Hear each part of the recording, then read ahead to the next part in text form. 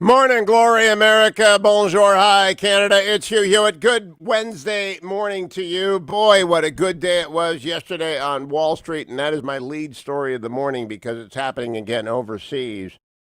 How do we know that we are over the rough patch with the virus? How do we know we're reopening? You look at markets. Markets are great forecasters of what is happening.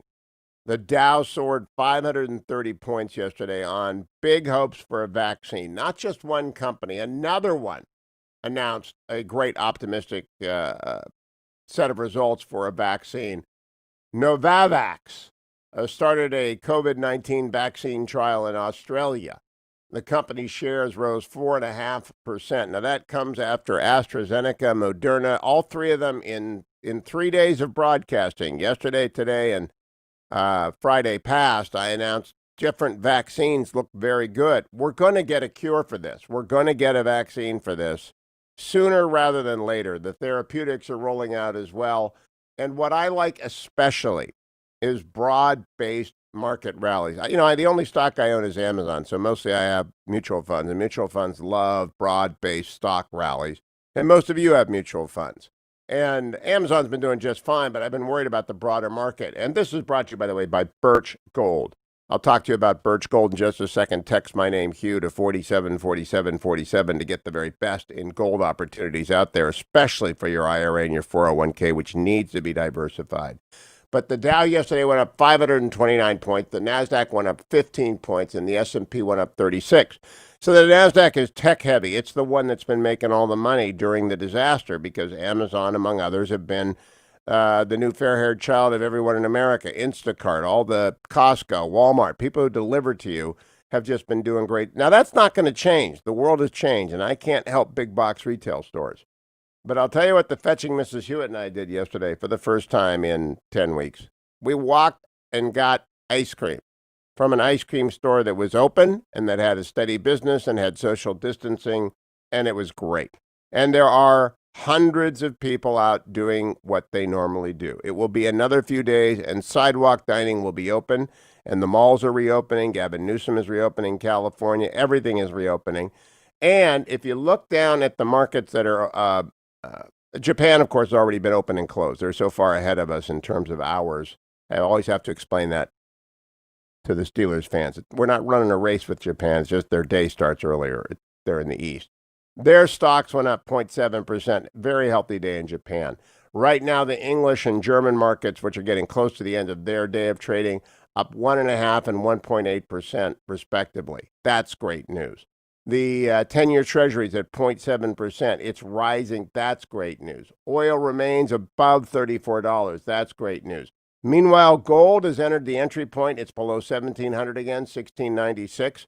And that means if you are not yet diversified, you must diversify, especially in your IRA and your 401k. I tell you this every single day.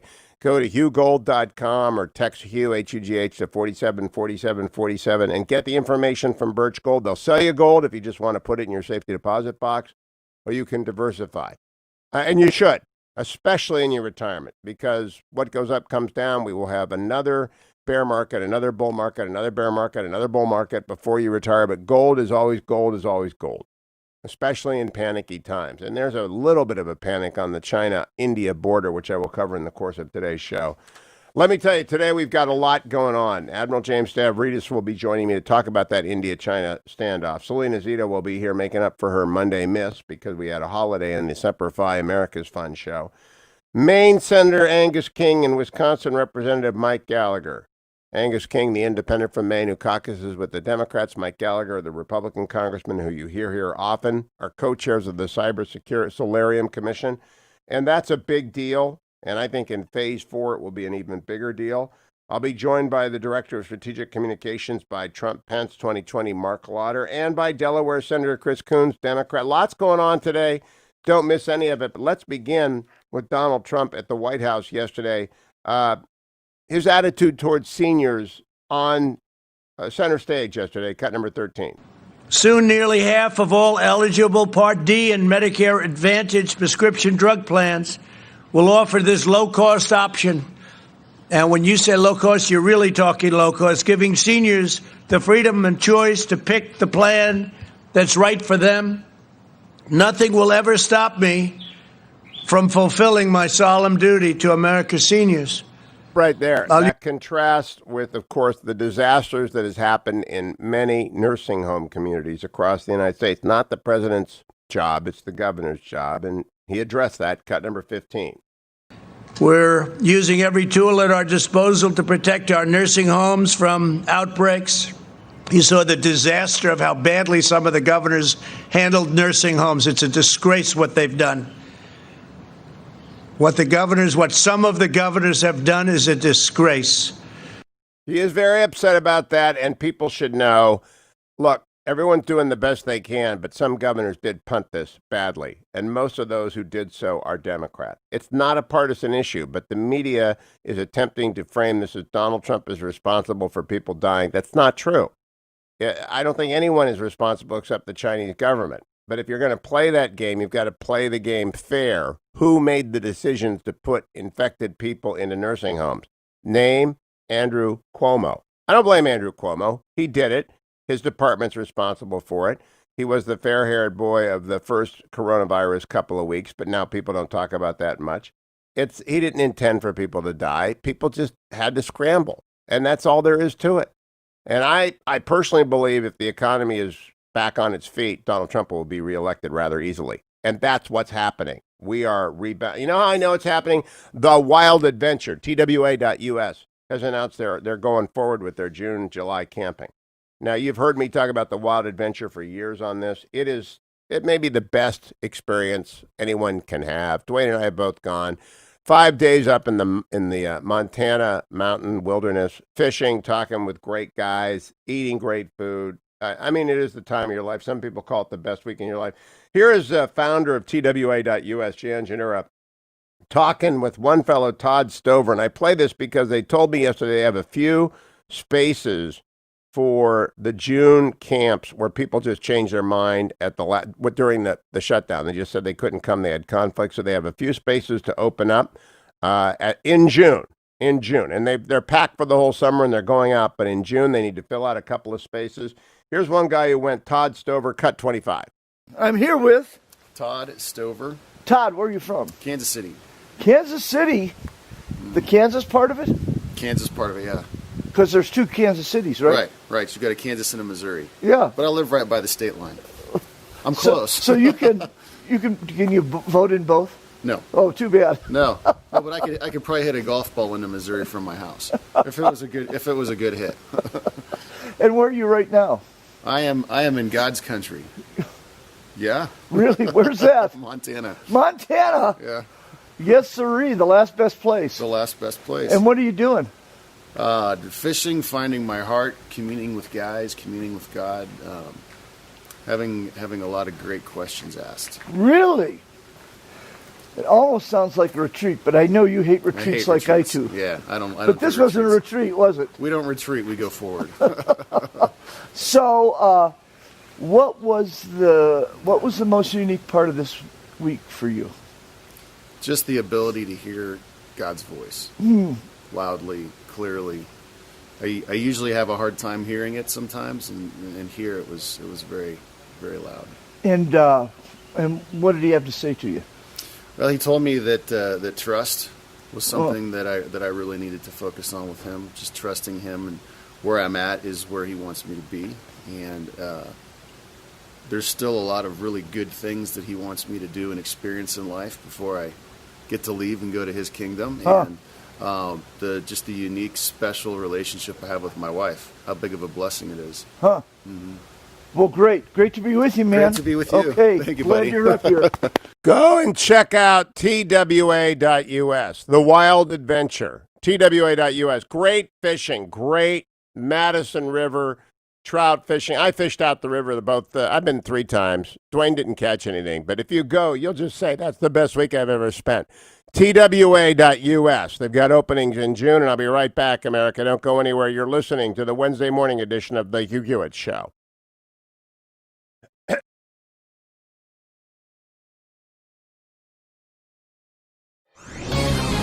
This is Albert Mohler for townhall.com. A chilling headline ran over Easter weekend from CNN. Louisville police officers to record license plate numbers of Easter weekend churchgoers. Over the course of this pandemic, I've argued that churches should follow generally applicable shelter-in-place orders, that these orders and guidelines do not violate religious liberty. Indeed, we ought to comply with them out of love of neighbor. But if policies single out churches and religious groups, it becomes an entirely different issue, an unconstitutional violation of religious liberty.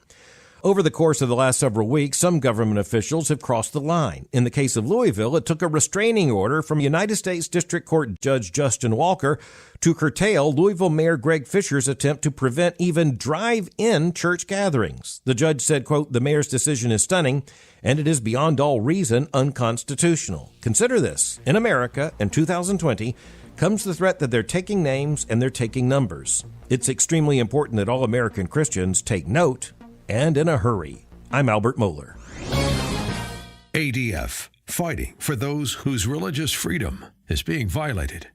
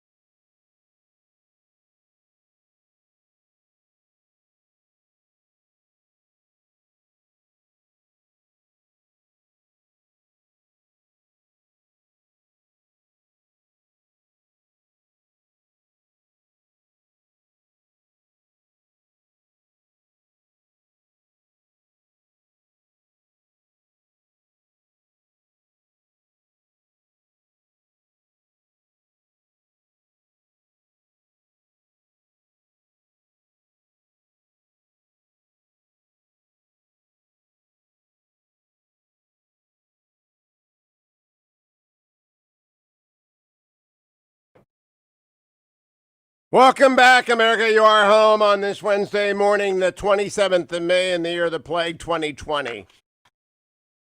The virus is declining precipitously all over the United States, though we will cross 100,000 deaths probably today, maybe tomorrow. A grim spring is giving way to a hope-filled summer, unless you're Joe Biden. Joe Biden is beginning to stumble around because people are saying, why aren't you out in public? When you do go out in public, the one little dash people are studying his every move for signs of whether or not he has any energy at all. So he did one of his basement tapes yesterday with Dana Bash, and he is going after Trump on masks, which, if you ask me, is not the way to win hearts and minds in America. Cut number 17. Uh-oh. He's a fool. An absolute fool to talk that way. I mean, Can we start that over? I want you to hear this, by the way. It's important that you hear the beginning. Dana Bash asked him about why President Trump isn't wearing a mask. And this isn't the basement tape. They're outside. But here it is. Watch it if you want over at the YouTube channel for Hugh Hewitt. He's a fool. An absolute fool to talk that way. I mean, every leading doc in the world is saying we should wear a mask when you're in a crowd. And especially when you know you're going to be in a position where you're going to inadvertently get closer than 12 feet to somebody. I know we're 12 feet apart, I get that. But it's just absolutely this macho stuff for a guy. I shouldn't get going, but it just is. It's cost people's lives. It's costing people's lives. And well, like I said, we're almost 100,000 dead today. 100,000 people. Columbia study showing that we could have, if you just started a week earlier, would have saved thousands of lives. I mean, this is a tragedy. But wearing a mask has become... You know what's a tragedy? Joe is a tragedy. And look, it gives me no joy to say that. If you have confidence in this, you are living on a different planet than me. First of all, he is a fool. That is, it's on a par with the president's tweets. He doesn't catch the same kind of grief he catches for that. But among those of you who are Christians, you know what it is, the injunction in Matthew about calling people fools. But it is a halting, confused, stumbling Joe Biden. Let's kick down to where he criticizes the president for, quote, missing something. This is cut number 18, again with CNN's Dana Bash. Cut 18. Watch me. Look, I mean, talk about a guy who's missing a step. He's missing something, man. I don't want names, but this is a fellow who looks like he's having trouble controlling his own emotions. What worries me is, all this stuff about Biden's hiding. Well, the fact of the matter is, it's working pretty well so far doing the rules. He's behind in almost every state. Doesn't mean it's going to be that way come November, but the idea that he seems to get more erratic the more he feels like he's behind the curve. I don't agree with that, but I do agree that halting delivery is another sign that he is not ready for prime time, and that's why you don't see him doing a press conference. Cut number 19, blaming his recent, it's not a gaffe. What happened with Charlemagne the God is not a gaffe. He talks about it here with Dana Bash, cut 19. Well, first of all, it was a mistake, number one. And I was smiling when he asked me the question. I was, I shouldn't have been such a wise guy with him. He was being a wise guy, and I responded kind. No, so it's Charlemagne the God's fault. He was being a wise guy. No, he wasn't. He was saying you can't cut out. We played it a million times. There's more to this. It's very disconcerting. I feel bad for Joe Biden. I do. Because this is increasingly people talk off the record in D.C. He's not going to be the nominee. Increasingly, that's on the lips of everybody. He's not going to be the nominee. And when you hear interviews like this, you know why that is. He just does not have the energy, capacity, focus to carry through a campaign. And it's only going to be one interview a day in the backyard or in the basement. And he's not going out and doing public events. And there's a reason for that. He hasn't got the energy to carry it out. Don't go anywhere, America. It's the Hugh Hewitt Show. Portions of the Hugh Hewitt Show are brought to you by Prison Fellowship's Angel Tree Summer Camps. Click on the banner at hughhewitt.com.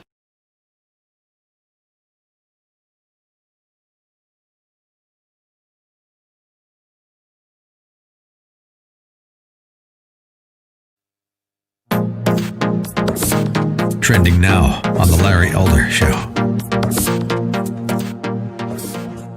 But I tell you, if you have a problem figuring out whether you're for me or Trump, and you ain't black. It don't have nothing to do with Trump. It has to do with the fact I want something for my community. I would love to see. Take a look at my record, man. I extended the voting rights 25 years. I have a record that is second to none. The NAACP has endorsed me every time I've run.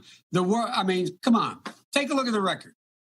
All right. Thank you so much. I really appreciate it. Anyway, thanks. I will come back.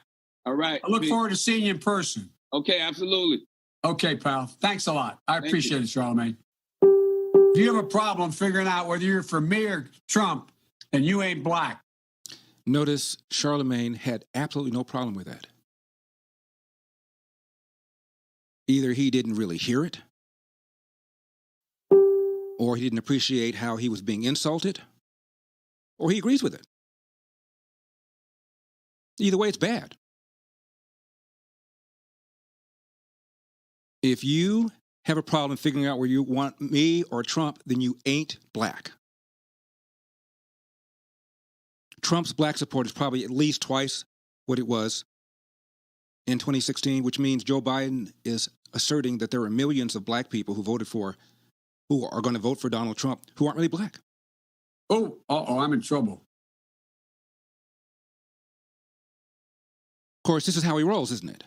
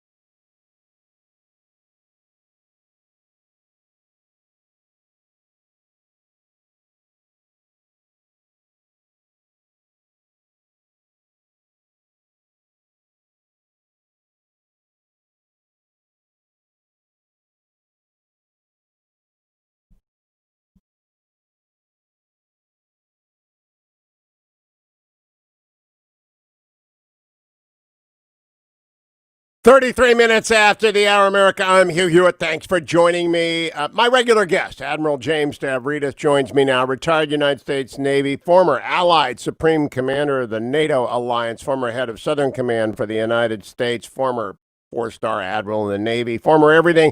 I like to play Stump the Admiral by finding out if he's been to places I want to talk about. I think I will have finally stumped you. Good morning, Admiral. Everybody well in the Stavridis clan? We are doing well, Hugh. Thanks for asking. We're down in Florida. Things are fairly open. It's going okay. All right. So, are you ready? I've never stumped you at a place that you had not been before. Have you ever been to the line of control? No, I have not. There, I know what it is. Yep. I know exactly what it is. You mean up on the Kashmiri border between India and Pakistan, I assume. I know. I'm talking about the other one on the other side between India and China, because there is all of a sudden a face-off between India and China, and I would like you to expand on what you think is going on here. The former Army Chief of Staff in India, General V.K. Singh, lashed out at China, warning it's 2020, not 1962. Prime Minister Modi had an all-day meeting with his forces yesterday. Forces are gathering on both sides. People need to understand what 1962 is a reference to and why this might be happening in China, Admiral. Certainly, there has been a long history between China and India, really going back centuries of competition between the various empires that rose and fell. That manifested during the Cold War in territorial disputes between the two nations, a short, sharp war, as you mentioned, and ongoing concern. It's not unlike the line of control, the other line of control with Pakistan and India, but this is very much a dangerous flashpoint. It's been pretty quiet, Hugh, for decades, but what you're seeing is the collision of China's increasing international ambitions, the so-called One Belt, One Road theory that China needs to build a dominant geoeconomic system, which would encompass going right across India to Africa and Saudi Arabia.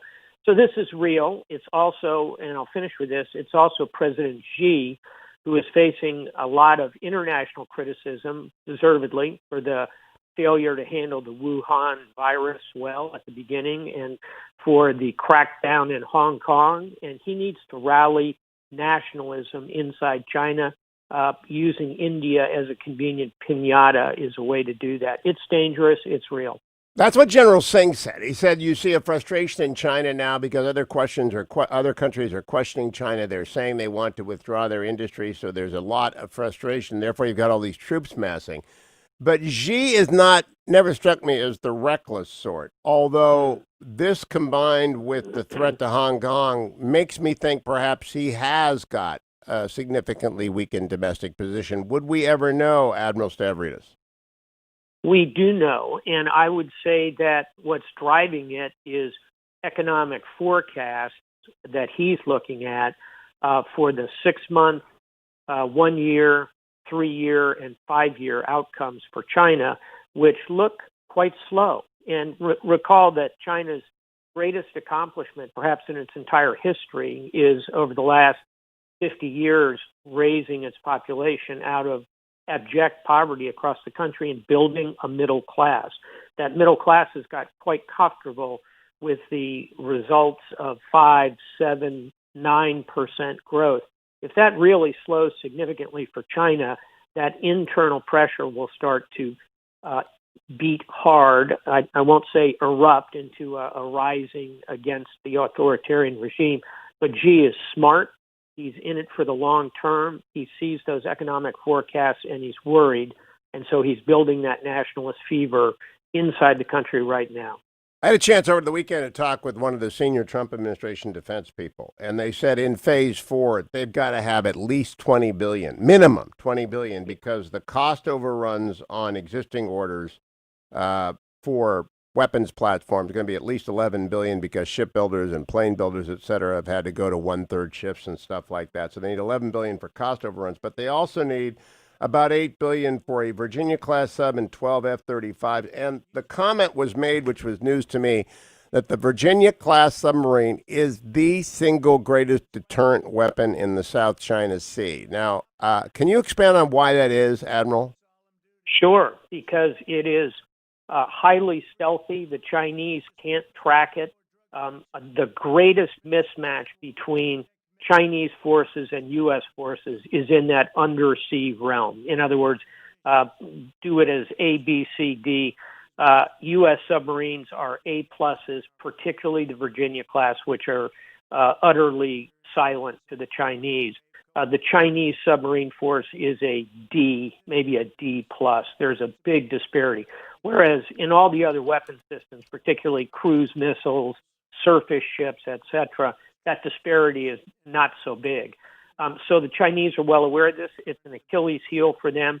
And as you know, Hugh, those Virginias can launch land attack Tomahawk missiles, highly precise to take out targeting nodes, C2 nodes, go after critical infrastructure.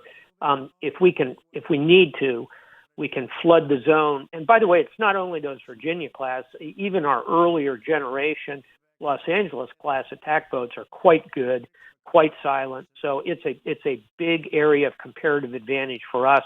And it also, concluding, it opens the pathway to get the carriers in close. You can take out those land bases the Chinese would use to attack our submarines. You can take out some of that functionality with those Virginia-class subs. They are critical. Talk to me a little bit about that. I'm looking at my Wikipedia page, of course, and it says we've got 19 of these. We had planned to buy 66. We've got 6 on order, but they cut one in the most recent defense budget. What do they carry in terms of punch? For a civilian, why are they lethal? Well, first and foremost, it's the silence of the class. They can effectively get in almost anywhere. In terms of what they carry, of course, torpedoes, so they can take out Chinese submarines. More importantly, they can take out Chinese surface ships. You'll remember during the Falklands, Hugh, it was the British nuclear attack submarine that took out Cinco de Mayo, the big Argentine carrier. So picture Chinese warships just suddenly going down because our submarines are taking them out. So that's critical with those torpedo tubes up forward. And I think they've got 4 torpedo tubes, and they'll carry, kind of 25, maybe 30 torpedoes. And then on top of that, as I mentioned earlier, they have 12 of these vertical launch Tomahawk missiles, range about 1,500 miles, highly precise. They're on their 4th and 5th generation. Block 4, Block 5 is coming out. These are very capable land attack. They shoot up from the boat, go into the air, fly across the sea, crash into the target, 1,500 miles. That's from Washington, D.C. to Chicago. It's a long-range land attack weapon. And by the way, here's the punchline. The manning on these things, you've only got maybe 130 people. So very low numbers of people, therefore lower cost, high-tech. It's really a weapon system for the 21st century. The cost-return ratio sounds very high to a civilian. Sounds like we spend $2.8 billion for one of these, and they provide a lot of deterrence.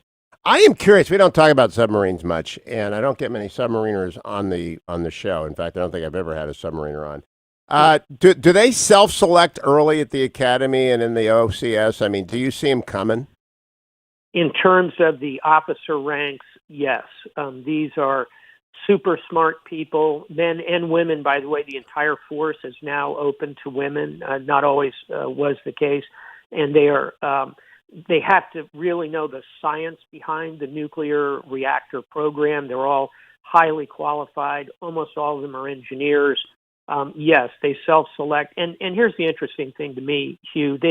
They carry not only the intellectual heft of that nuclear side of the house, that engineering side, but they also carry the panache, the kind of glamour of the diesel submarine force in World War II, which had the highest casualty rates in the U.S. Armed Forces, but sank millions of tons of Japanese shipping.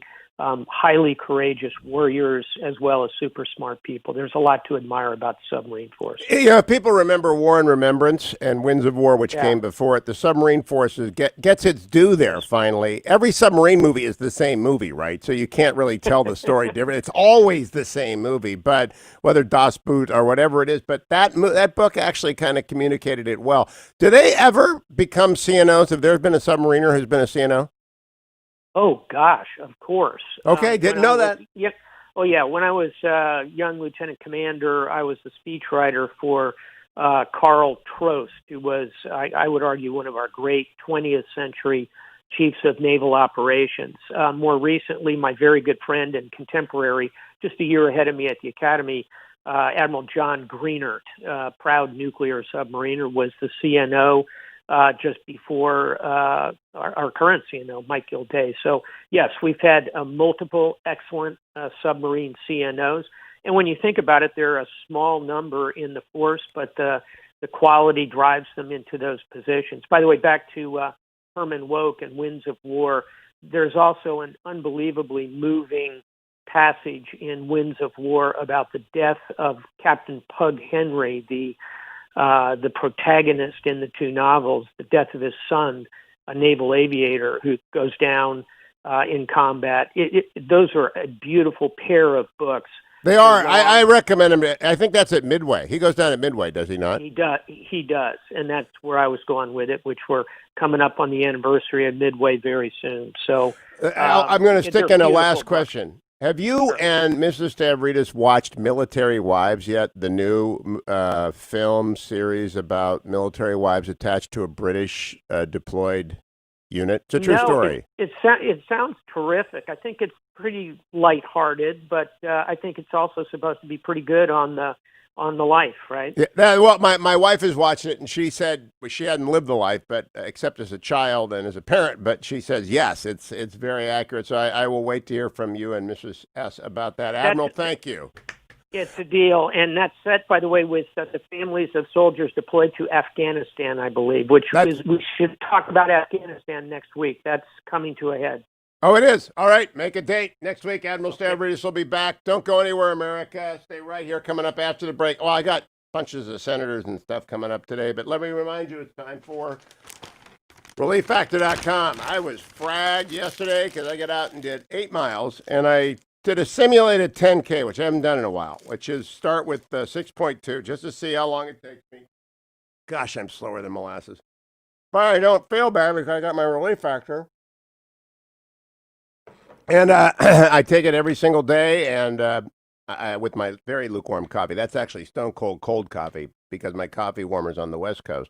I carry in curcumin, resveratrol, and omega. Helps repair. Today should be an off day. I might go out and walk anyway, but I got the 8 done, got the 6.2 done, ready for the world to reopen. Let me get back into my 10K life because things are healing up nicely. Still can't move my shoulder because I can't do PT because I can't go see my doctor. But ReliefFactor.com helps a bit with that as well. I recommend it to everyone. I gave it to my daughter-in-law the other day. I tell you right now, ReliefFactor.com and HonorBoundCoffee.com. Have you heard Monday's Memorial Day show with the Semper Fi and America's Fund, the wounded warriors who have been taken care of by Semper Fi and America's Fund? Well, 100% of the proceeds from HonorBoundCoffee.com go to support families just like that. So get your coffee from HonorBoundCoffee.com. Subscribe today and come right back on the Hugh Hewitt Show.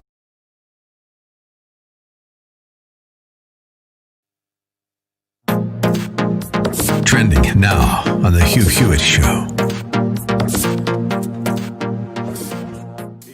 On a personal level, Mr. Secretary, not as Secretary of State, do you believe that the Communist Chinese Party has told us the truth on any significant issue in the last 3 months? Well, I'm sure there have been things they've accurately described to us, but it's pretty clear at this point that the Chinese Communist Party is one of its central challenges in any institution that is authoritarian is the absence of the ability for information to flow freely. You saw this, Hugh, in the weeks before this. They decided to kick out U.S. journalists from the Wall Street Journal, the New York Times, the Washington Post. You saw what happened when doctors raised their hand and said, hey, I think we have a problem. I think we potentially have a human-to-human virus, and it's spread. And they suppressed that by coercion and worse. Those are the kind of things that authoritarian regimes do. It's the nature of those regimes. And as a result of that, the information didn't get to the right places. And so for days and weeks, the world didn't know what was confronting it. And in a virus like this, those first hours and days and weeks are the most critical in stopping the spread.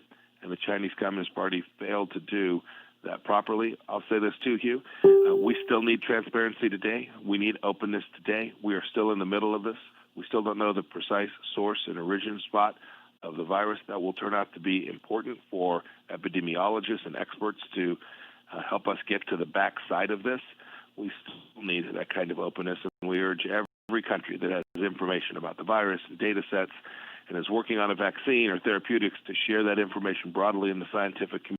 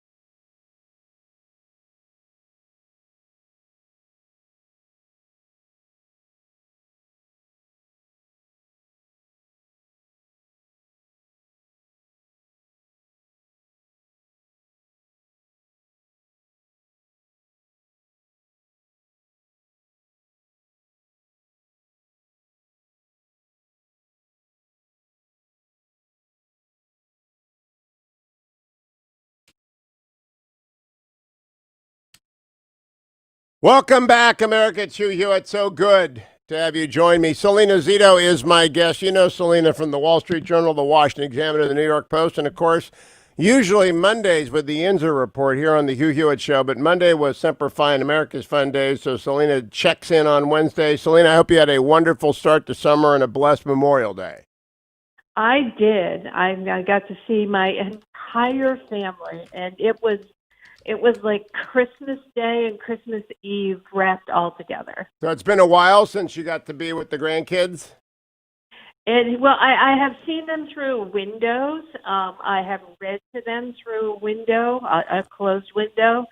But that was the first time that we were all together. And the Zito family traditionally has Sunday dinner every week, all 24 of us. And it's been since February since we've been able to do that. So it was a very joyous day. All right, I want to talk to you about Pennsylvania, Salena. There is a Wall Street Journal front page story today. Joe Biden weighs new climate proposals, in which it says Republicans are trying to disrupt Biden's balancing act by using the vice president's openness to new climate policies against him in states, including PA, which Mr. Trump narrowly won 4 years ago. Nearly 30,000 people work in extraction, drilling, other jobs in Pennsylvania tied to the Marcellus Shale. And, of course, Joe Biden wants to shut those down. Energy jobs will be dead, according to a Donald Trump ad on Facebook. Is this line of attack resonating? Yeah, absolutely. To be honest, if you look at direct and indirect jobs in the energy industry, 300,000 jobs that are associated with the energy industry. It's a $45 billion industry in this state. That's how much money it generates. So we're not talking about, this tiny little sector that really has no impact. This has a very large impact, and these aren't just what you would traditionally call a blue-collar job. There are a lot more jobs associated with engineering, technology, computer science, geologists, chemists. So this is not just a working class industry. This is some of the best that come out of places like Carnegie Mellon, MIT, the University of Pittsburgh. So to go and take after that industry and start to chip away at that industry, it means it chips away not just at someone's job and someone's livelihood, but it also chips away at communities that have been rebuilt. We've had this discussion before. These towns like Monaca and Beaver County, where the cracker plant is built, these towns have died before. They are determined not to die again. So when we've got Joe Biden out there, not often when he is, it's not confidence building versus Donald Trump, who will spend a lot of time in Western Pennsylvania. What does your gut tell you? And you've done a lot of reporting from Western PA. It's got to offset what will be a larger turnout in Philadelphia, expected with the African American community support very strong for Joe Biden. What do you think about Pennsylvania in the fall? Well, this will probably stun people, but I think if the election were held today, I think Trump would win Pennsylvania. And I think that I think that the possibility exists.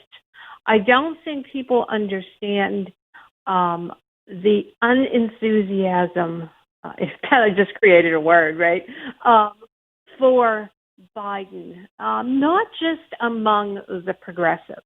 That's the traditional mindset. It's not progressives that don't like him. He hasn't courted them well.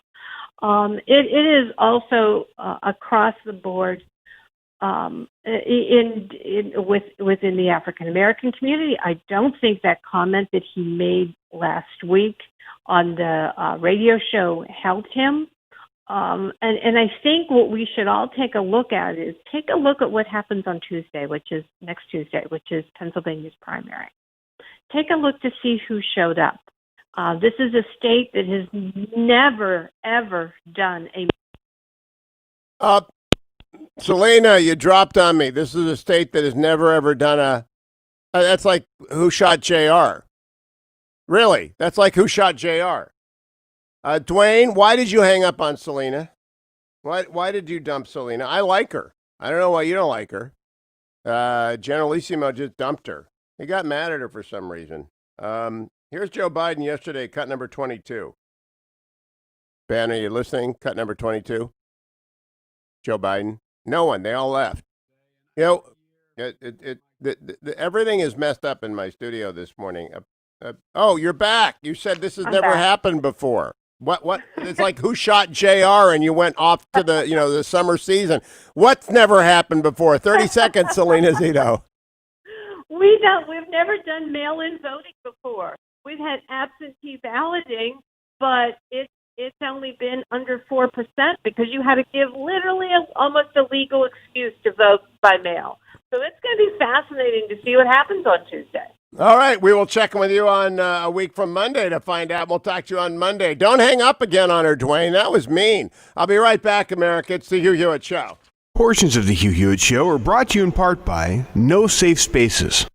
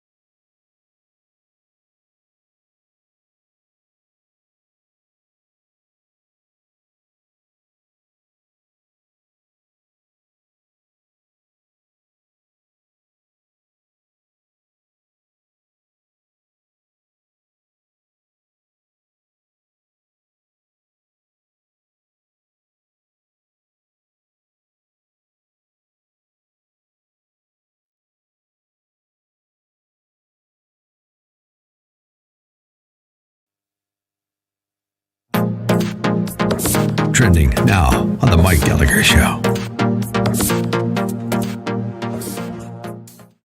In Minnesota, I mean, this is an actual factual reporting.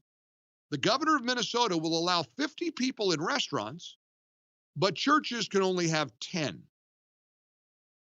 The governor of Minnesota, Tim Walz, announced yesterday restaurants can host up to 50 customers in outdoor seatings, but churches will still be limited to 10, even outdoors. Now, again, call me crazy, call me cynical. I'm not quite able to wrap my brain around a church being told you can't have any more than 10 worshipers, even outside in the parking lot, but 50 people dining is A-okay with us in the state of Minnesota. Well, do you know what the Catholic Church is doing in Minnesota? They're saying, go pound salt. The Catholic Church in Minnesota issued a letter yesterday. The Archdiocese of St. Paul and Minneapolis announced they will just not be complying with the governor's mandate. The Archdiocese of Minnesota is pointing out, the Archdiocese of St. Paul and Minneapolis, the Twin Cities, they're pointing out the governor lifted Minnesota's stay-at-home order. But under the order, a maximum of 10 people are allowed within a confined space during worship services. The state's Catholic Church believes services can be held on its own terms as long as they take proper sanitation measures, private social distancing protocols, and 1/3 limited capacity. The letter says, we are blessed to live in a nation that guarantees the free exercise of religion. This right can only be abridged for a compelling governmental interest. That's why a large majority of states now allow in-person religious services.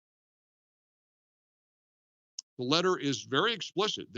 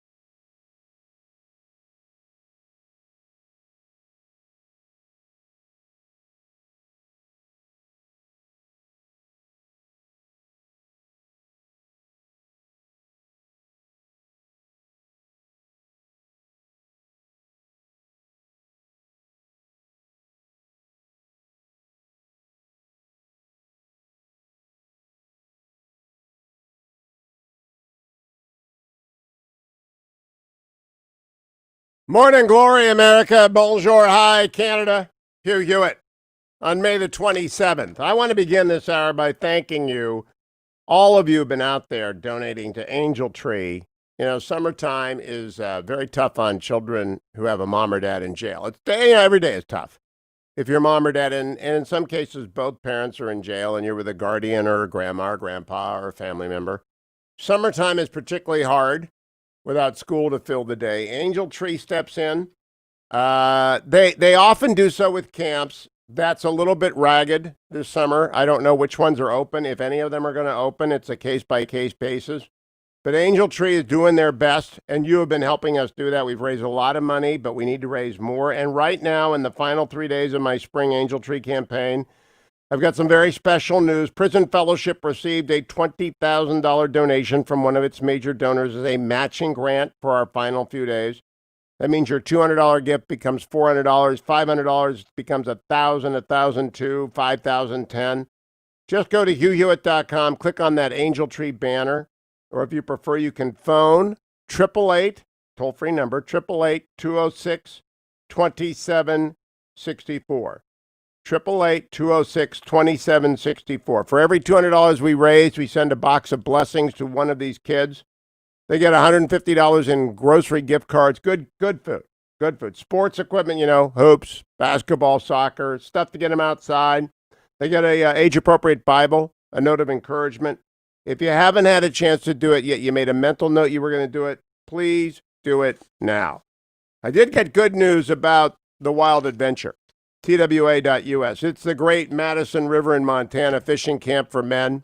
And I do a special on it every year, and people always they signed up completely I think I did it in December, and they were completely filled up. During the spring, people's, obviously, schedules have gone upside down. They're still meeting, they're still having camp, because they're up in the middle of nowhere, Montana, and if someone's sick, they're not going to come, obviously. But you'll be safe.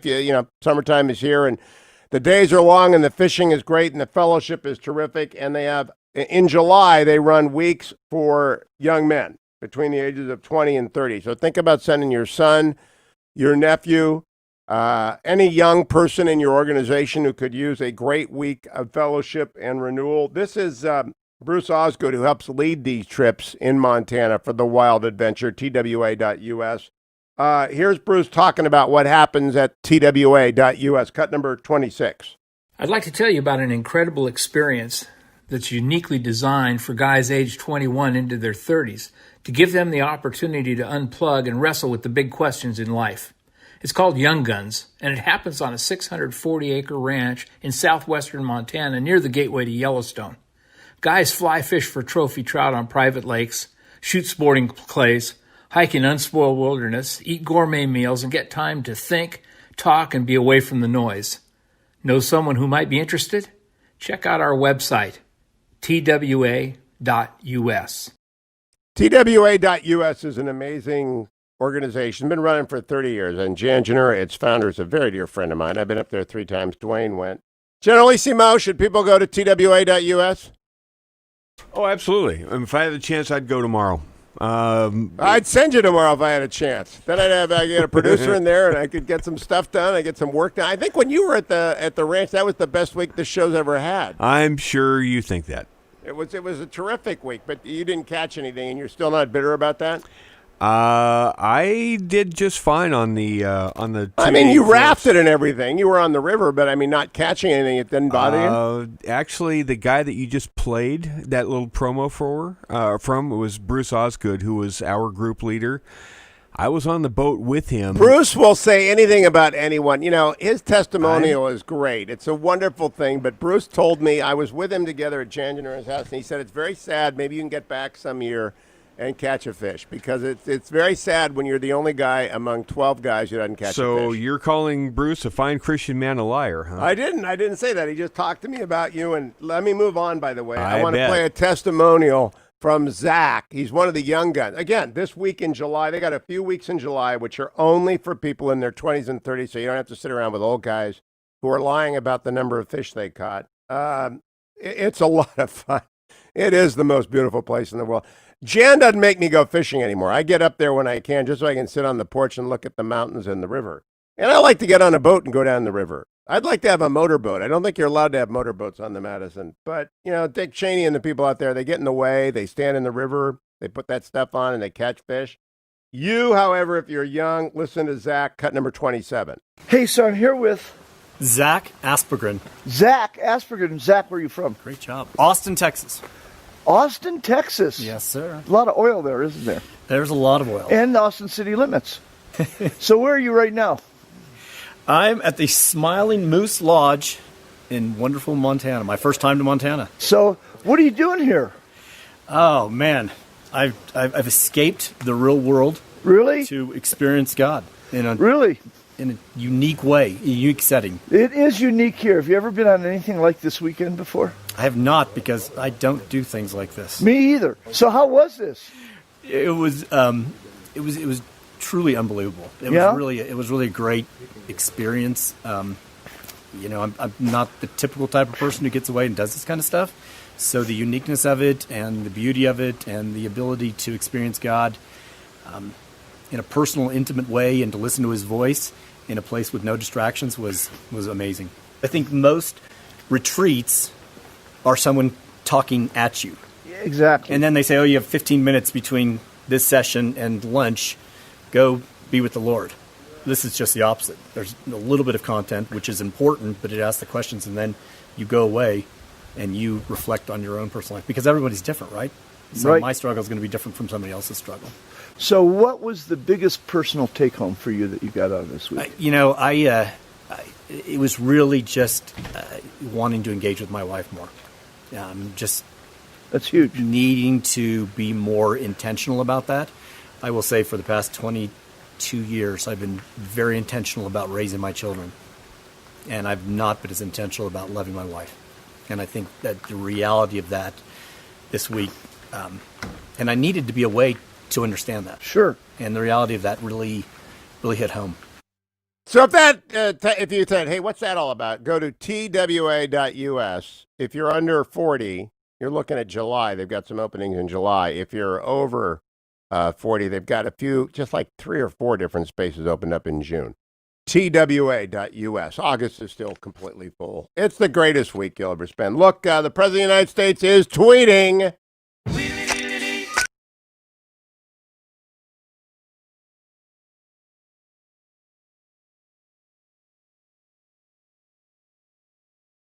Republicans feel, the president writes, that social media platforms totally silence conservative voices. We will strongly regulate or close them down before we can ever allow this to happen. We saw what they attempted to do and failed in 2016. We can't let a more sophisticated version of that happen again. It's just like we can't let large-scale mail-in ballots take root in our country. It would be a free-for-all on cheating, forgery, and the theft of ballots. Whoever cheated the most would win. Likewise, social media. Clean up your act now. Now, I had Mark Zuckerberg on this show last week. I like Mark Zuckerberg. I think Google has sold out to the Chinese Communist Party. I think Google has got a lot to repent for, but I don't think that about Facebook. I think Twitter is perfectly free market, or it was until yesterday. I don't know what they've done. I haven't looked at it. Jack Dorsey was a guest on this show long before Twitter was a thing. I've been doing Twitter since it opened because I just like to opine about the Cleveland Browns winning the Super Bowl this year, and push out my columns, my guests. I give you little bits of information. Occasionally I'll do a 12-tweet string like I did about Tom Holland's books this weekend and N.T. Wright's new book, History and Eschatology. That really works on Twitter. But I like Twitter, but Google is just evil. And their messages don't do evil. They're just evil. They sold their tools of social control to the Chinese Communist Party, and they are being used to monitor and enslave millions of people. Facebook is trying to figure its way forward. And as I said to Mark on the show last week, I think their new Supreme Court is just new Coke. It's a big swing and a miss. But a lot of conservatives hate them. I don't hate speech. I love free speech. I'm a free speech absolutist. I love the fact I'm in America and I can insult Joe Biden, Donald Trump, and anybody I want. You can't sue me. You see what I say to Dwayne every day, and he can't sue me.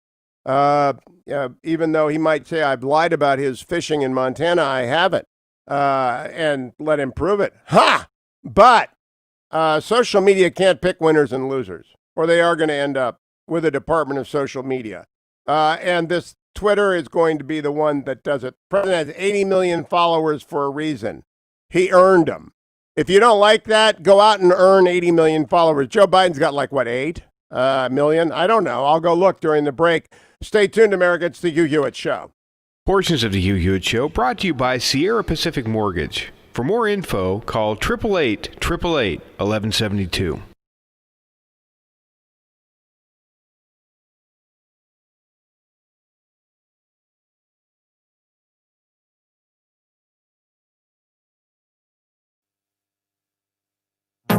Trending now on America First with Sebastian Gorka.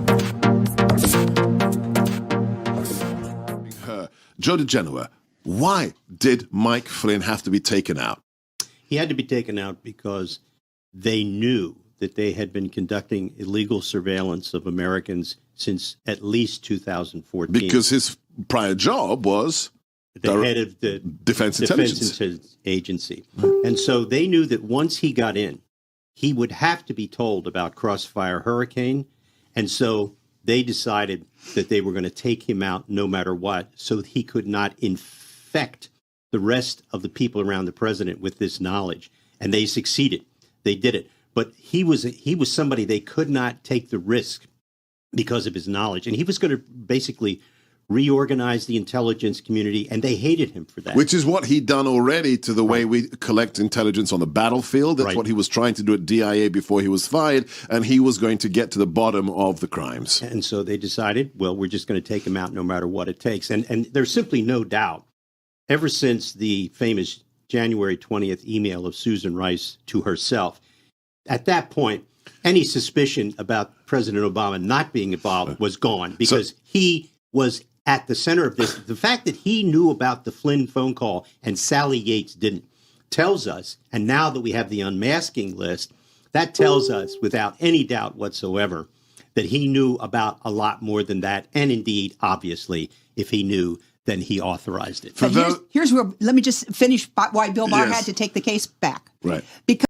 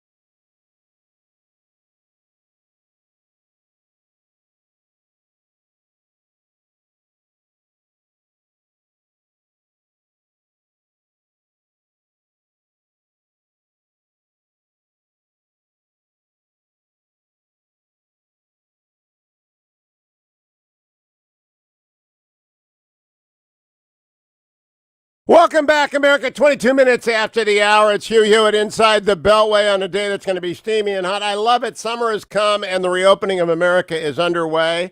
Coming up after the break, you've just got to tune in and stay here. Representative Mike Gallagher, sad Packers fan that he is, has done great work on the Cybersecurity Solarium Commission, along with his co-chairman, Senator Angus King of Maine. They will both be joining me after the break to talk about this. I am pushing, as you may have read in the Washington Post, if you read my columns, for a separate title in Phase 4. A title is a segment of the bill for the Steelers fans out there. You have Title 1, Title 2, Title 3. Like Title 9 is President Nixon's famed effort to equalize opportunity for women in athletics in schools across the United States, and it's worked out. But we need a Title X in the new Phase 4 bill. And Senator McConnell yesterday said there most assuredly will be a Phase 4. And I believe we've got to have a cybersecurity title in Phase 4. I'll talk with Senator King and Representative Gallagher about that after the break. Tune in, get your friends to listen. I know that my buddies over at the National Security Council tuned in because they have named Mike Gallagher China Mike. And I'll have China Mike on. That's because when the Chinese sanctioned a bunch of the China hawks in the United States, they left Gallagher off the list. So immediately, National Security Advisor Robert O'Brien and Matt Pottinger, his deputy, and all those, the gang over at the NSC began calling Mike Gallagher China Mike. That makes me happy. What do I do during the summer? People ask me, what am I reading? I am listening to Tom Holland. And Tom Holland has 5 books in a row that run Rubicon, which is about Caesar taking over Rome, the decline of the Roman Republic, then Dynasty about the first 6 Caesars, then In the Shadow of the Sword, which is about late Byzantium, the rise of Christianity and the rise of Islam, followed by Millennium, what happened between 900 AD and 1100 AD, and then Dominion. And Dominion is the best book I have read in years, which is the whole history of why the West is the West and why it's dominated by Christianity. So as I get into this, I get a book from my boss, Ed Atzinger owns Salem Radio. And he's a good friend for 20 years. I wouldn't work for anybody else except Salem. And Salem is a Christian broadcasting company, even though this is not a Christian show. It's a secular show. So Edward hears me talking about Tom Holland. He says, here's a book you need to read. And he sends me a book called History and Eschatology, Jesus and the Promise of Natural Theology. Now, this book is by Bishop N.T. Wright, who's been a guest on this show for a 3-hour interview about 5 years ago.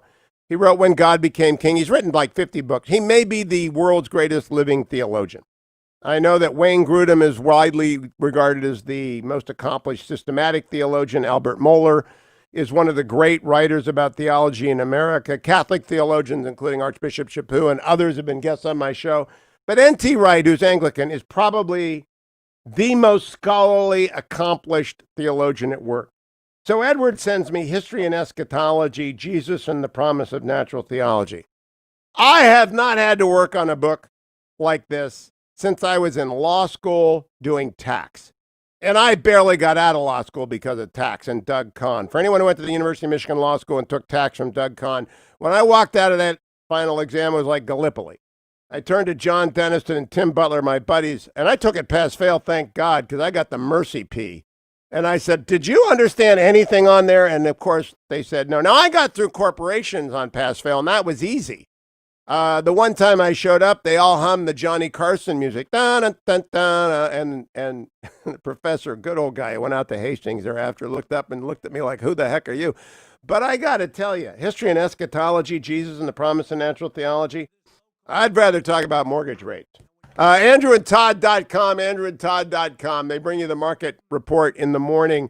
Hey, good news yesterday in the markets. And I'm sure that Andrew and Todd, who are mortgage lenders with Sierra Pacific Mortgage, they're not brokers. They lend you the money. If you're buying a vacation home in Maine or you're refinancing your house in California or anywhere in between, AndrewandTodd.com are the guys to deal with. The 10-year Treasury is up to 0.7%, which shows a slow rebuilding of the economy. Slow but measured. Yesterday, the Dow was up 529 points. And in Europe at this hour, the German index is up almost 2%. England, 1.33%. The boom continues as reopening across the world, except in South America, which continues to be heavily burdened by the virus. It's happening. You can get advantage of these rates at andrewandtodd.com, 888-888-1172, 888-888-1172. Don't miss that and come back for Senator King and Representative Gallagher after the break.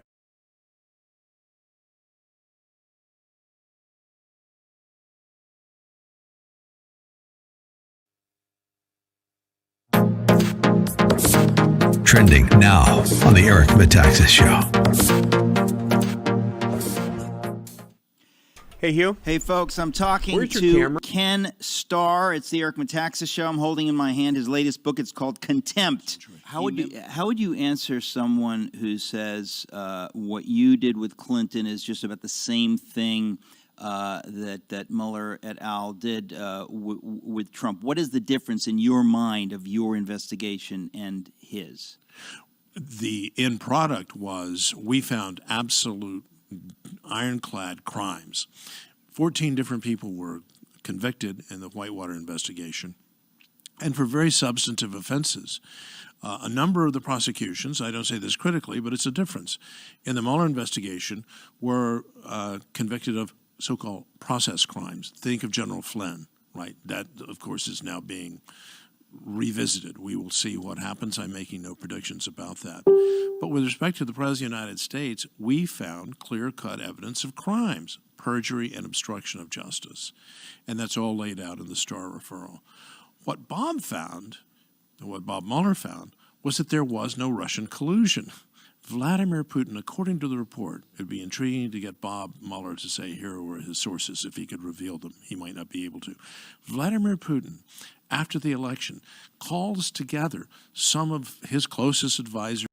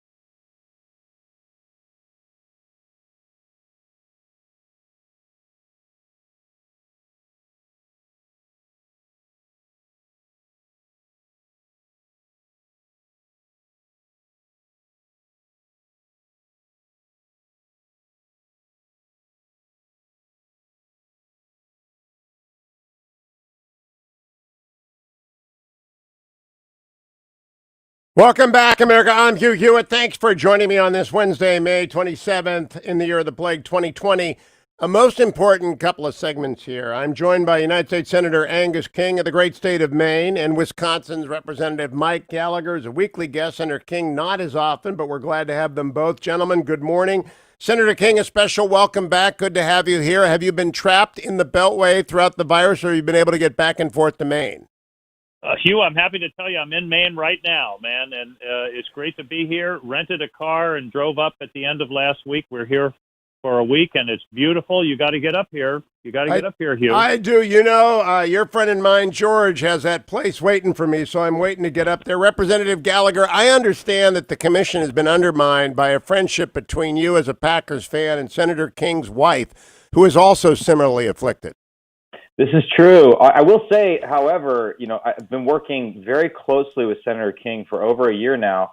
I have yet to get the invite for a week in Maine, and you've just got one in 30 seconds. Well, I got to tell you, China Mike, that should tell you something. I was talking about...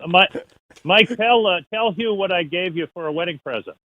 Oh, he gave me an amazing photograph of Lambeau Field. It is my prized possession now, proudly displayed in my office, and everyone that comes in has to genuflect in front of it. Everybody needs a dartboard. Let's get serious, gentlemen. Senator King and Representative Gallagher, I wrote about this because you're executive director of the Cybersecurity Solarium Commission.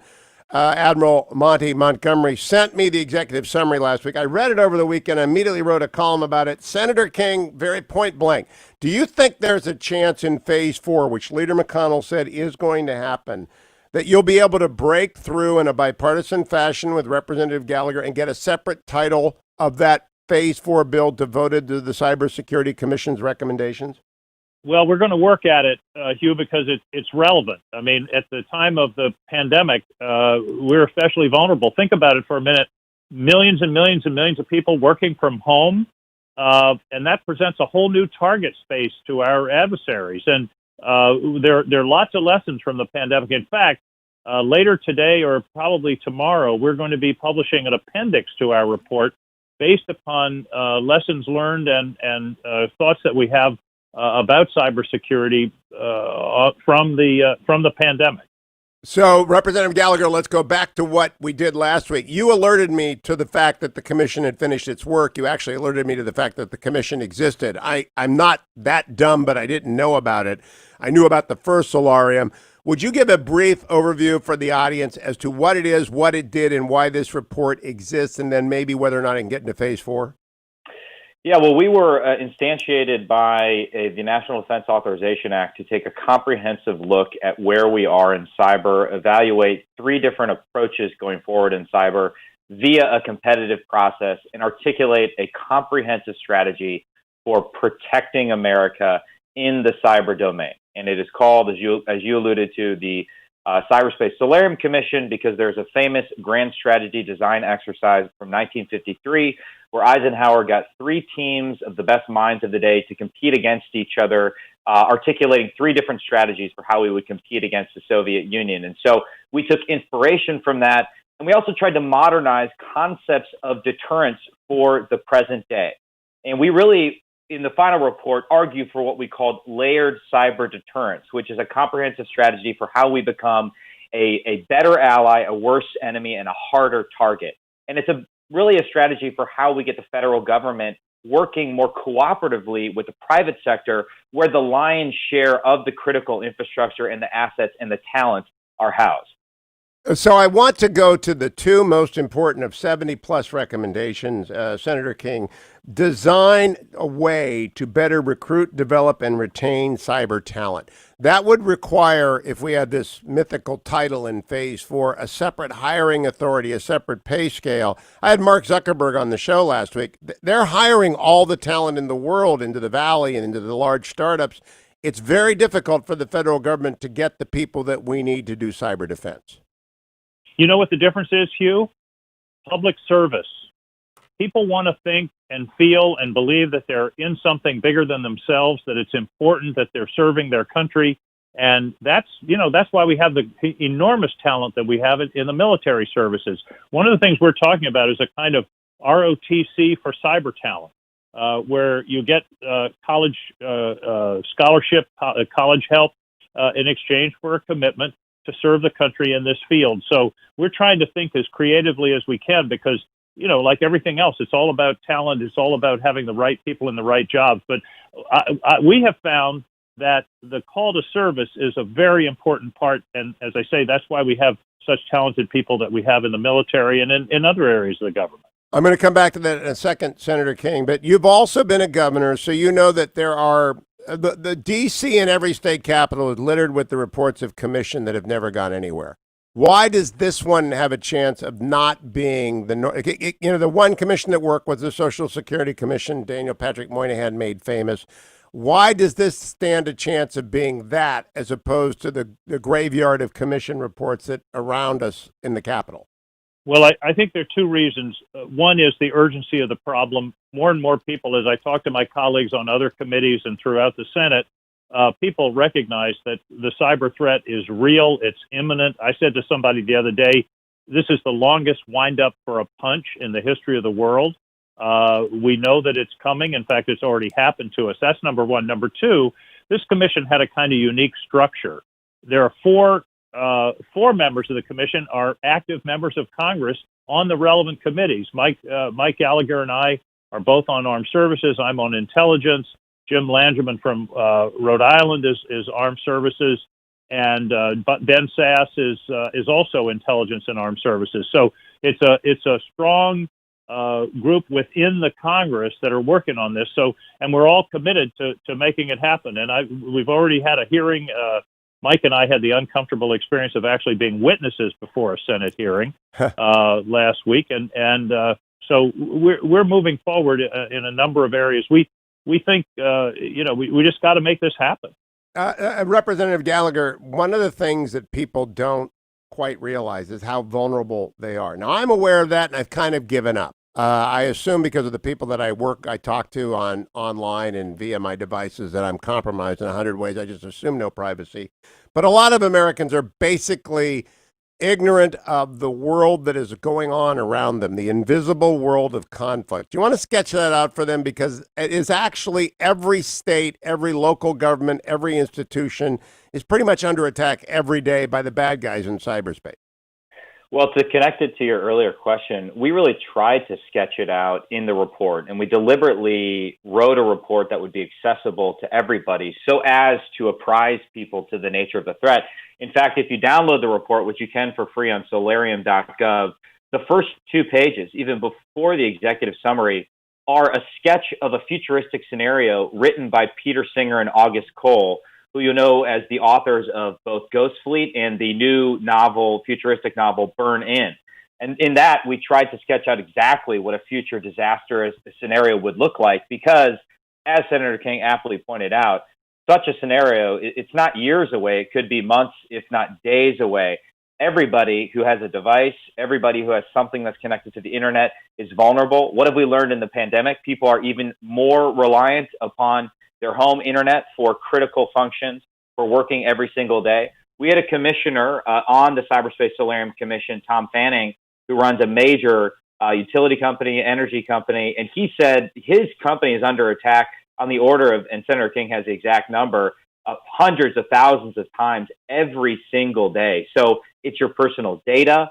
It is the utilities we rely upon for water, basic electricity, and of course, it's our most prized state secrets, and it's our intellectual property. Of course, we know now that the Chinese have conducted intellectual property theft on the order of $300 billion, if not more, every single year, what a previous commission, the Blair-Huntsman Commission, called the greatest transfer of wealth in human history. And this threat is only going, and this is what makes this domain unique, is that access to these weapons are not limited to nation states.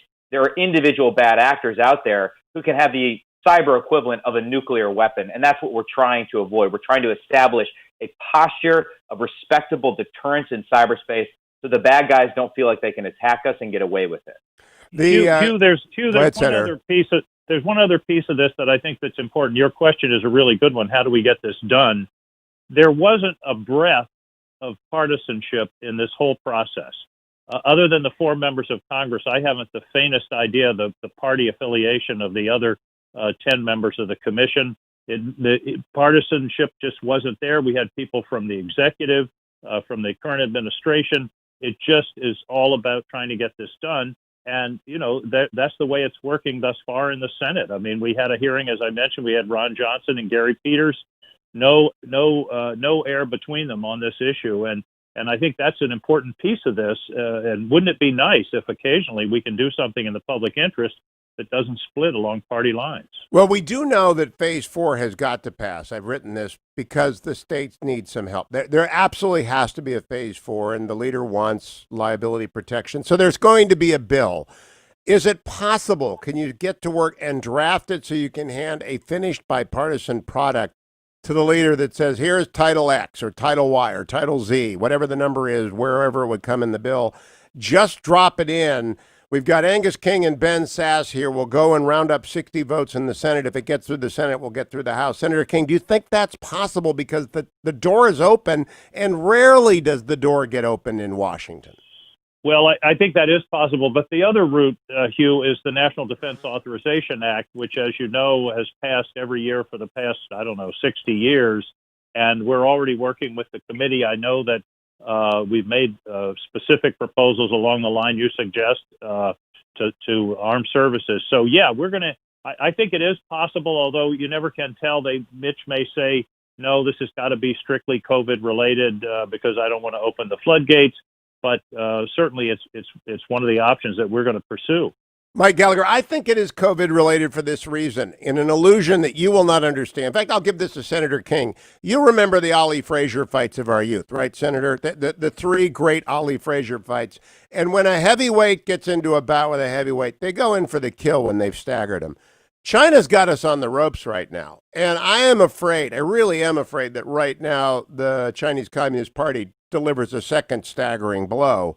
And if they did so, they would choose to do so in the cyber domain.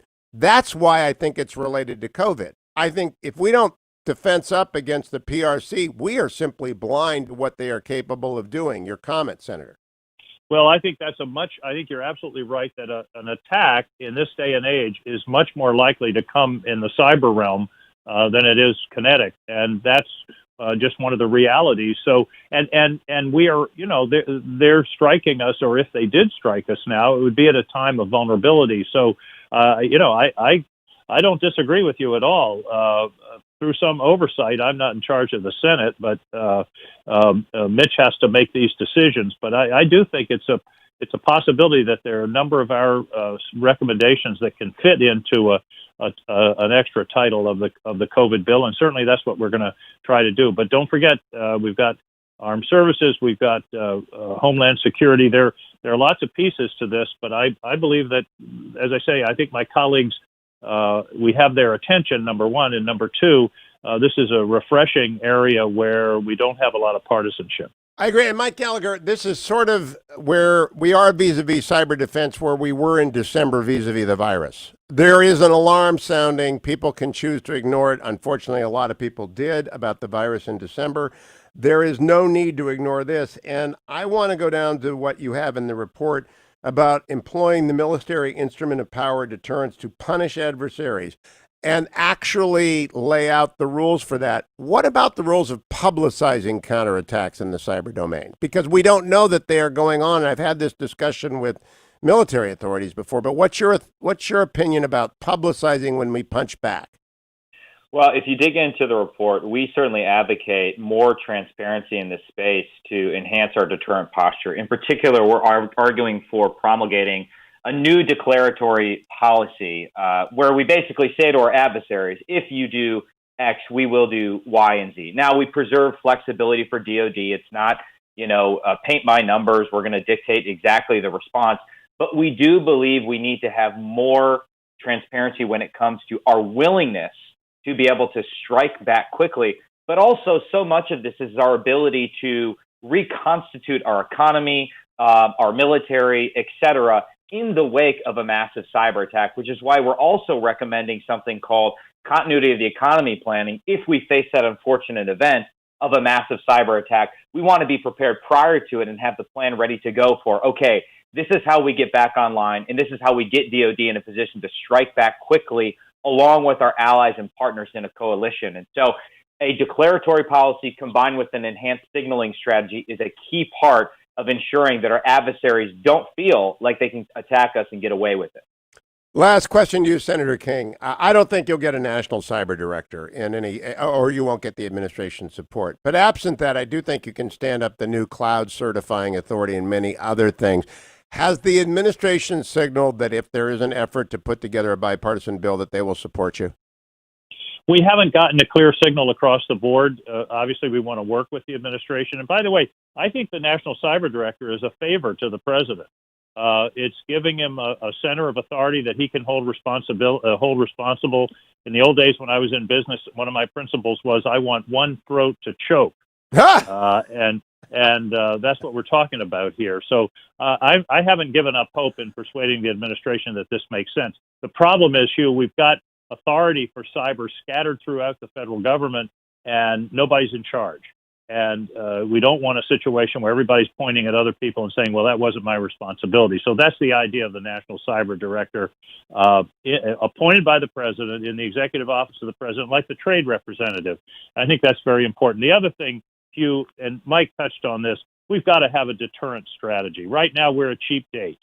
Other countries, other actors feel like they can whack us in cyberspace, and they're not going to pay any price. Until I want them to sit down in the Politburo and say, man, if we go after them on this, they're going to come after us, and maybe we better not do that. That's what deterrence is all about, and that hasn't been true. And this isn't the Trump administration. This goes back for at least a dozen or 20 years.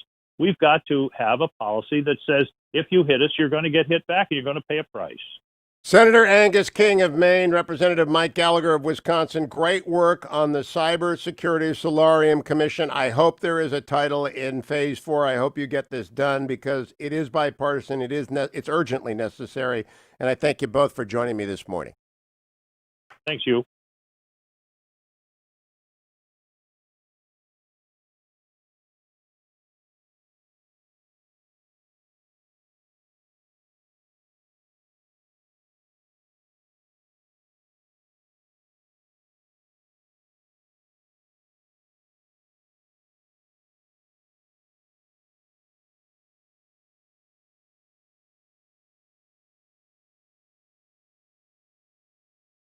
Welcome back, America. It's Hugh Hewitt. Thanks so much for listening. Here's the conclusion of my conversation with Senator Angus King of Maine, Representative Mike Gallagher of Wisconsin. Mike Gallagher, I think it is COVID-related for this reason, in an illusion that you will not understand. In fact, I'll give this to Senator King. You remember the Ollie Frazier fights of our youth, right, Senator? The three great Ollie Frazier fights. And when a heavyweight gets into a bout with a heavyweight, they go in for the kill when they've staggered him. China's got us on the ropes right now. And I really am afraid that right now the Chinese Communist Party delivers a second staggering blow. And if they did so, they would choose to do so in the cyber domain.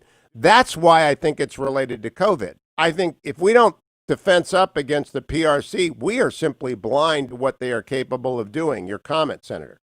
Well, I think I think you're absolutely right that an attack in this day and age is much more likely to come in the cyber realm than it is kinetic. And that's just one of the realities. So, and we are, they're striking us, or if they did strike us now, it would be at a time of vulnerability. So, I don't disagree with you at all. Through some oversight, I'm not in charge of the Senate, but Mitch has to make these decisions. But I do think it's a possibility that there are a number of our recommendations that can fit into an extra title of the COVID bill, and certainly that's what we're going to try to do. But don't forget, we've got armed services, we've got Homeland Security. There are lots of pieces to this, but I believe that, as I say, I think my colleagues. We have their attention, number one, and number two, this is a refreshing area where we don't have a lot of partisanship. I agree. And Mike Gallagher, this is sort of where we are vis-a-vis cyber defense, where we were in December vis-a-vis the virus. There is an alarm sounding. People can choose to ignore it. Unfortunately, a lot of people did about the virus in December. There is no need to ignore this. And I want to go down to what you have in the report about employing the military instrument of power deterrence to punish adversaries. and actually lay out the rules for that. What about the rules of publicizing counterattacks in the cyber domain? Because we don't know that they are going on. I've had this discussion with military authorities before, but what's your opinion about publicizing when we punch back? Well, if you dig into the report, we certainly advocate more transparency in this space to enhance our deterrent posture. In particular, we're arguing for promulgating a new declaratory policy where we basically say to our adversaries, if you do X, we will do Y and Z. Now, we preserve flexibility for DOD. It's not, paint by numbers. We're going to dictate exactly the response. But we do believe we need to have more transparency when it comes to our willingness to be able to strike back quickly.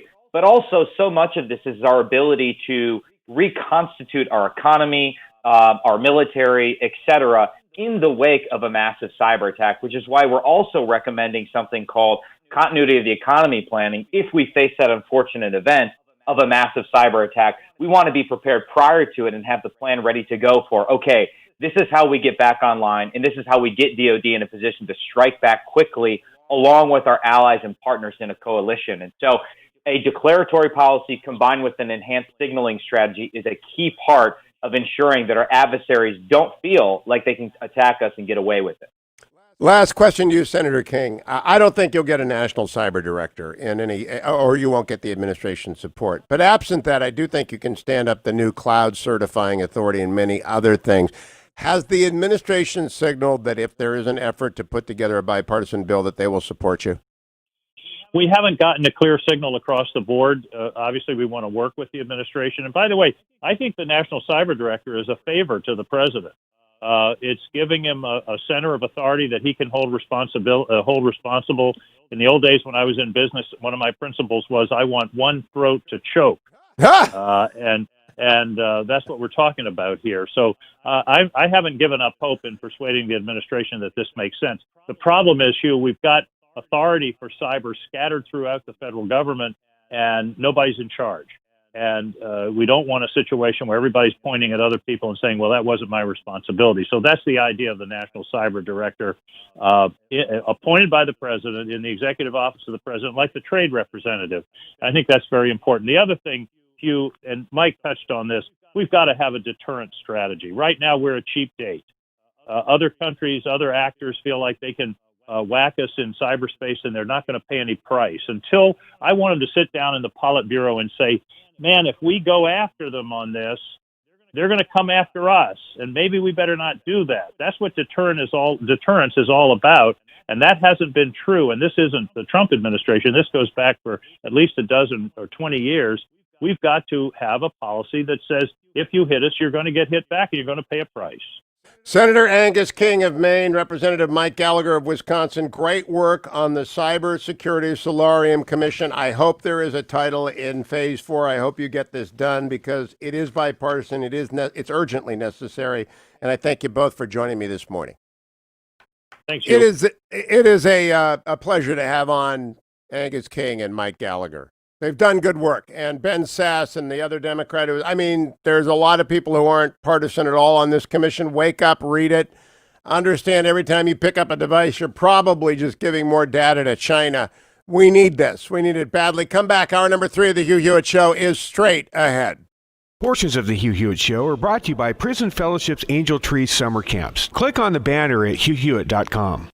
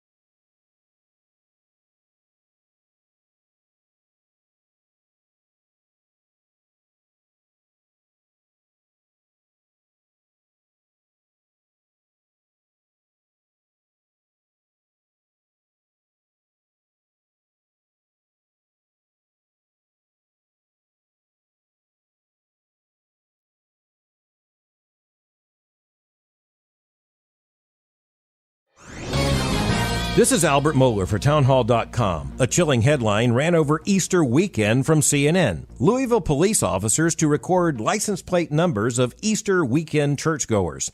Over the course of this pandemic, I've argued that churches should follow generally applicable shelter-in-place orders, that these orders and guidelines do not violate religious liberty. Indeed, we ought to comply with them out of love of neighbor. But if policies single out churches and religious groups, it becomes an entirely different issue, an unconstitutional violation of religious liberty.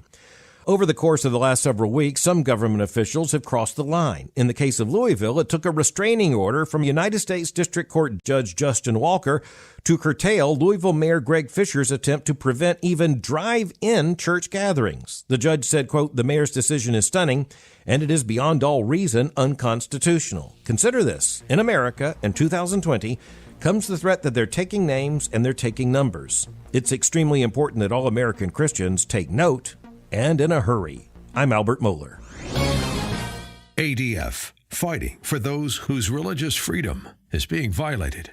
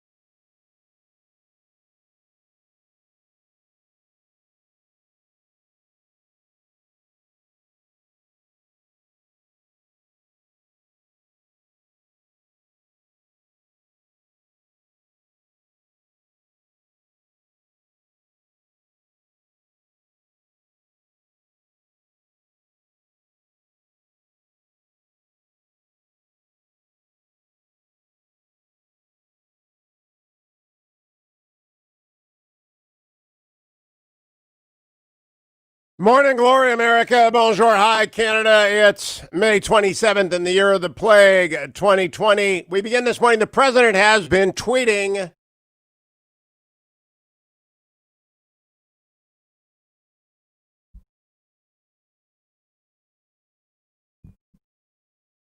"33 minutes ago, the president wrote, new papers make clear in caps that the Obama administration spied in caps in an unprecedented manner on the Trump campaign and beyond, and even on the United States Senate. Nobody would ever have believed that this level of illegality and corruption would be taking place in our beautiful USA." He is right about all of that. Then, 26 minutes ago, all in caps, "Obamagate makes Watergate look like small potatoes. We will see. It is very, very alarming." 10 minutes ago, the president said, "We are acting as a police force, not the fighting force that we are in Afghanistan. After 19 years, it is time for them to police their own country, bring our soldiers back home, but closely watch what is going on and strike with a thunder like never before if necessary." That's telegraphing where we're headed in Afghanistan. And 6 minutes ago, the president tweeted, "We pass 15 million tests today, by far the most in the world. Open safely." I'm joined now by Marc Lotter, comms director for Trump-Pence 2020. President's busy this morning. Mark, how are you keeping track of the tweets, even as you prepare to come on radio? Yeah, of course I am. And, well, he said it best, so thanks for having me on. I know. I always do the tweets when they arrive during the show. Marc Lotter, I had Salena Zito on last hour. She says if Pennsylvania voted today, Pennsylvania would vote Trump. If that, in fact, happens, can Joe Biden win if Pennsylvania goes Trump?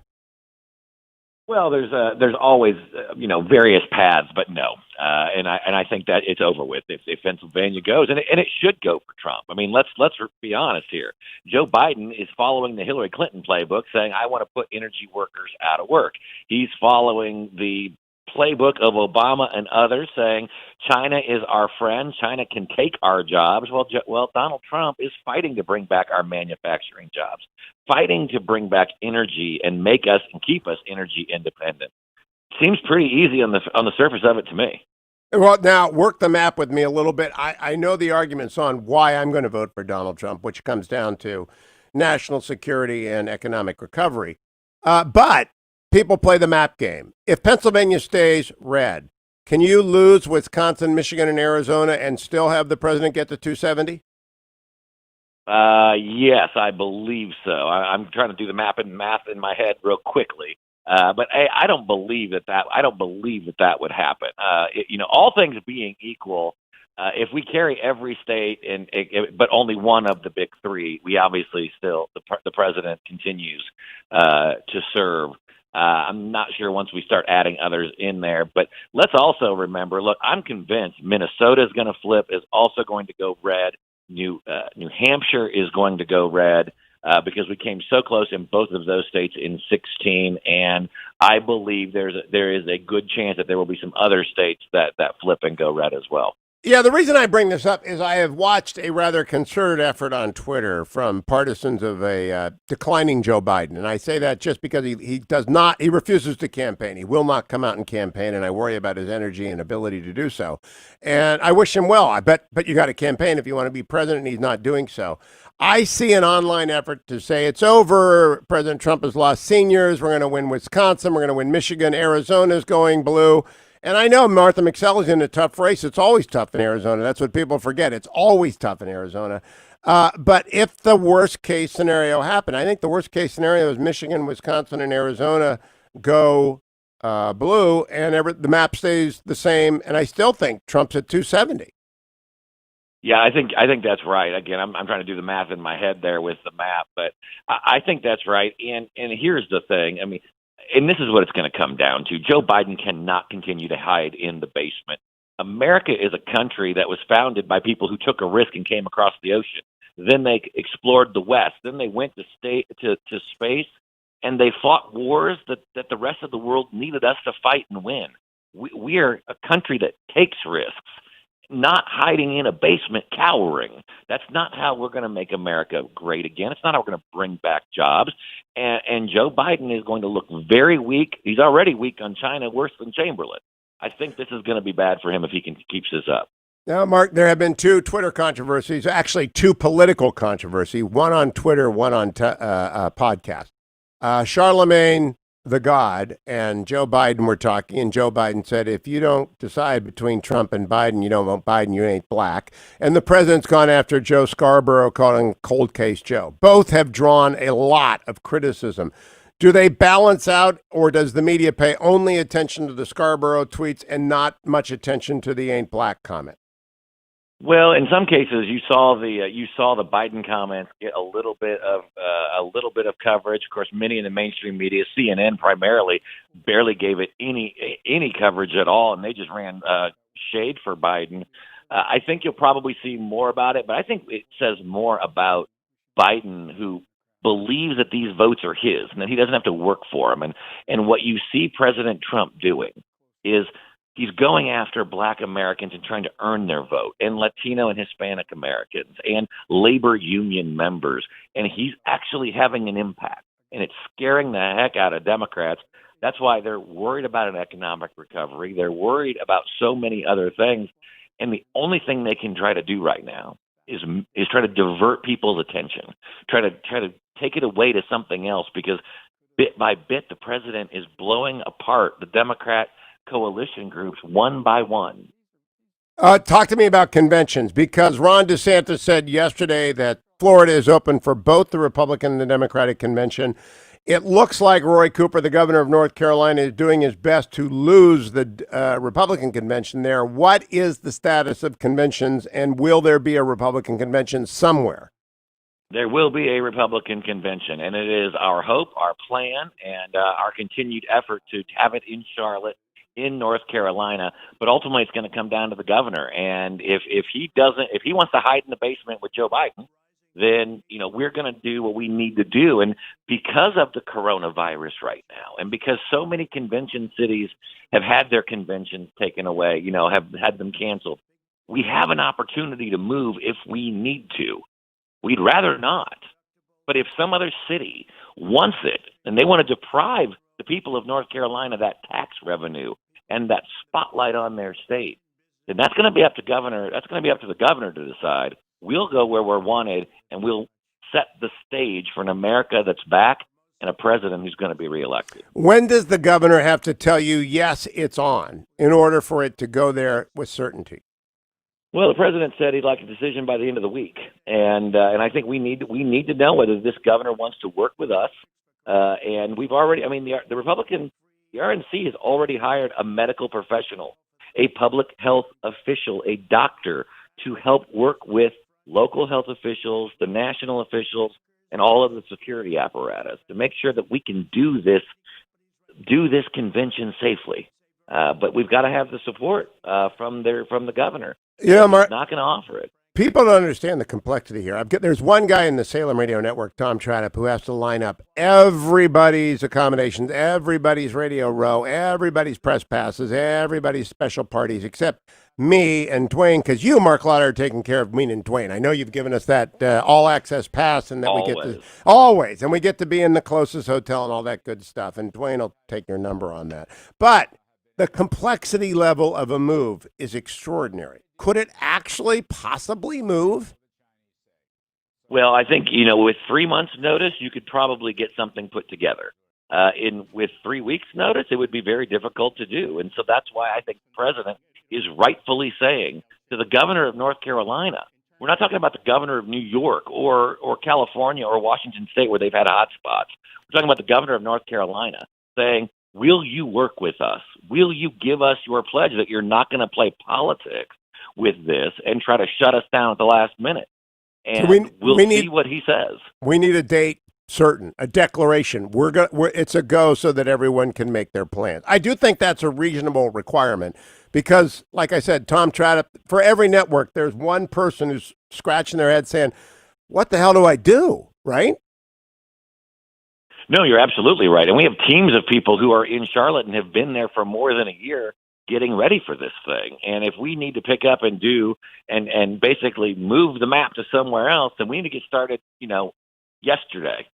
All right, Marc Lotter, don't give away those all-access badges. Dwayne is going to pick up the phone and find out where he picks those up on the first day. We always got to make sure we work the refs a little bit because we don't want to stay where I stayed when we were in Tampa Bay. I stayed in St. Pete's Beach, which was wonderful, but it took an hour and a half to get to the fence. We like Cleveland much better. Reince took care of us in 2016, so we're working the refs right now. Don't go anywhere, America. I'll bring you the news of the day when we come back. Also, over at HughHewitt.com, the Angel Tree banner is up. We have a matching grant to take care of the kids. 1 out of every 28 children in America have a parent in prison. Angel Tree is helping them. We have a matching grant. Please go and please be generous today. It's the Hugh Hewitt Show. More children died in their bathtub than from the virus. And you can't go to work in Pennsylvania. Trending now on the Dennis Prager Show. Yep. Listen to this one from the University of Pittsburgh Medical Center. On the USS Theodore Roosevelt, 1,102 sailors were infected. That's a lot. That's a lot. How many you think died? These are not children. Do you know the answer? Because I want you, if you don't know, I want you to guess. 1,102 sailors were infected. How many needed to go to a hospital and how many died? Sean, guess. 1,100 on a ship. So they really got it, man. They really got it. 100 went to the hospital, 2 died is Triple G's response. Living martyr? Yeah. Same? 50 hospital, 2. And 2 died. Yeah. Answer, 7 hospital, 1 died. Wow! We are living through hysteria, and most Americans are at peace with tyranny. My dear friends, anybody says, what does MAGA mean? Make America great again? It means MAFA. Make America free again. Keep up with what's trending. Subscribe on YouTube today. Trending now on the Dennis Prager Show. Young people today, not even young, I would say even under 40, do not know what America was like when it was truly free.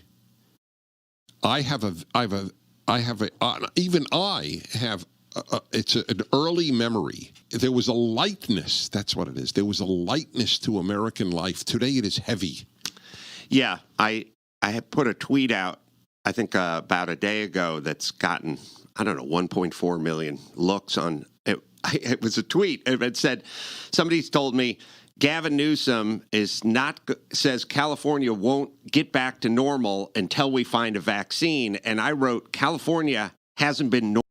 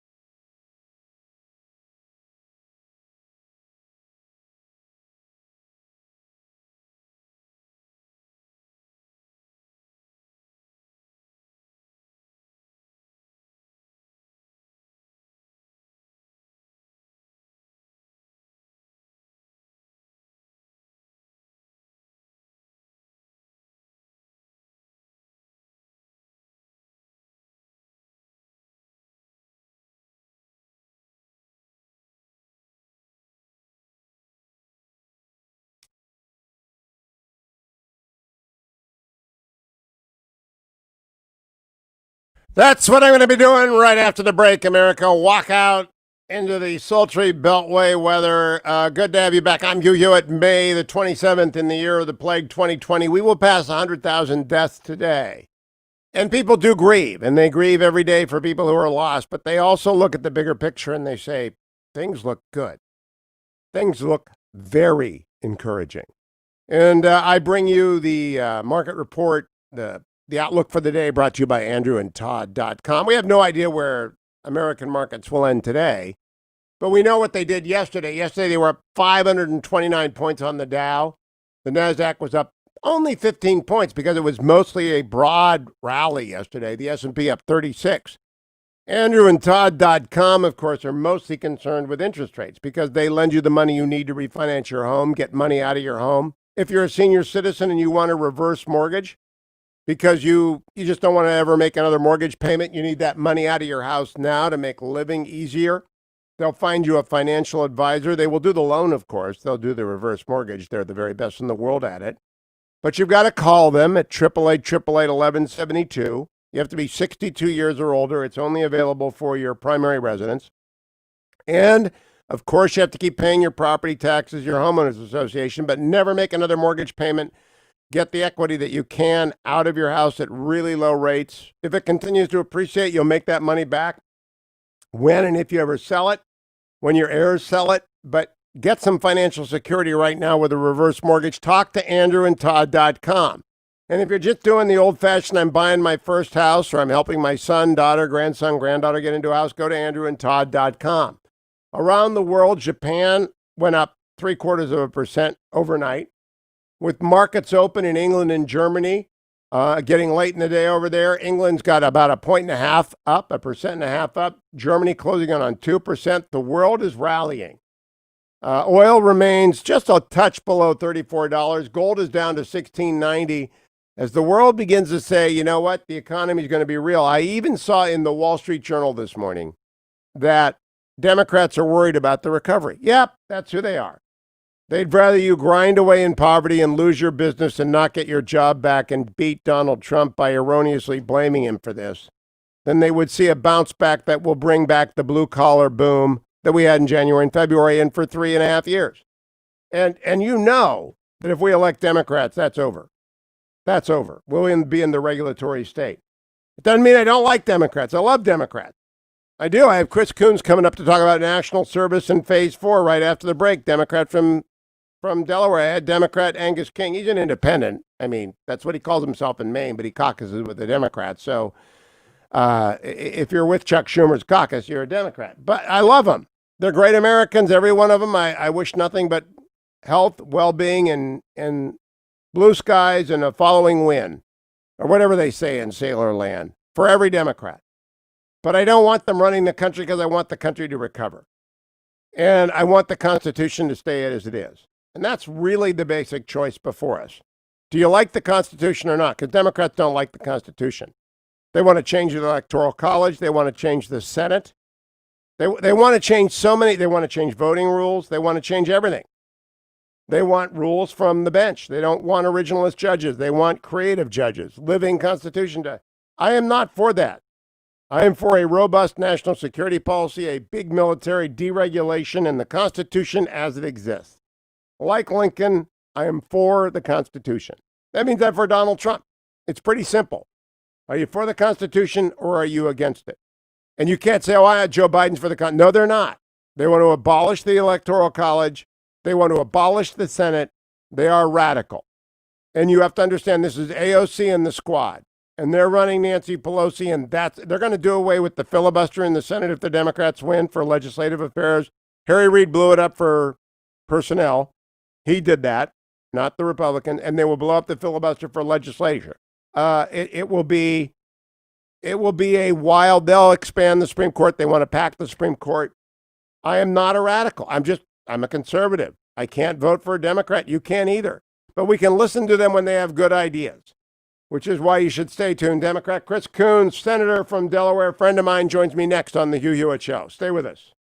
Don't forget to sign up for the Hughiverse. All of Hugh's broadcasts on demand, the after show, which in my opinion is worth the price all by itself, Dwayne FM, and all sorts of bonus content. www.hughiverse.com.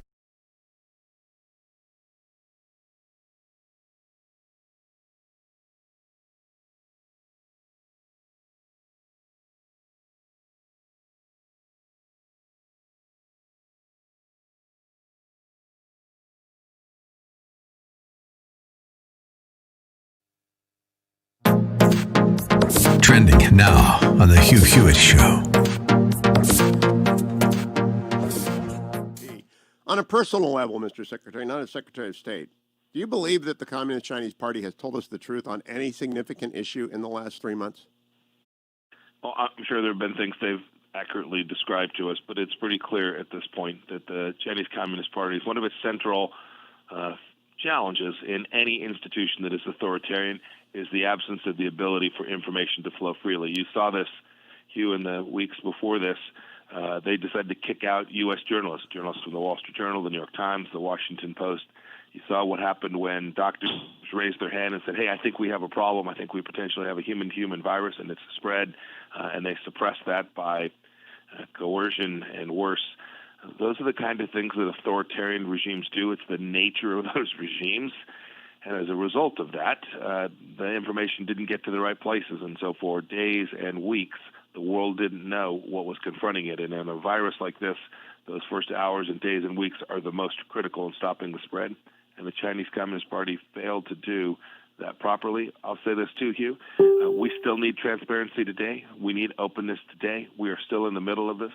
We still don't know the precise source and origin spot of the virus. That will turn out to be important for epidemiologists and experts to help us get to the backside of this.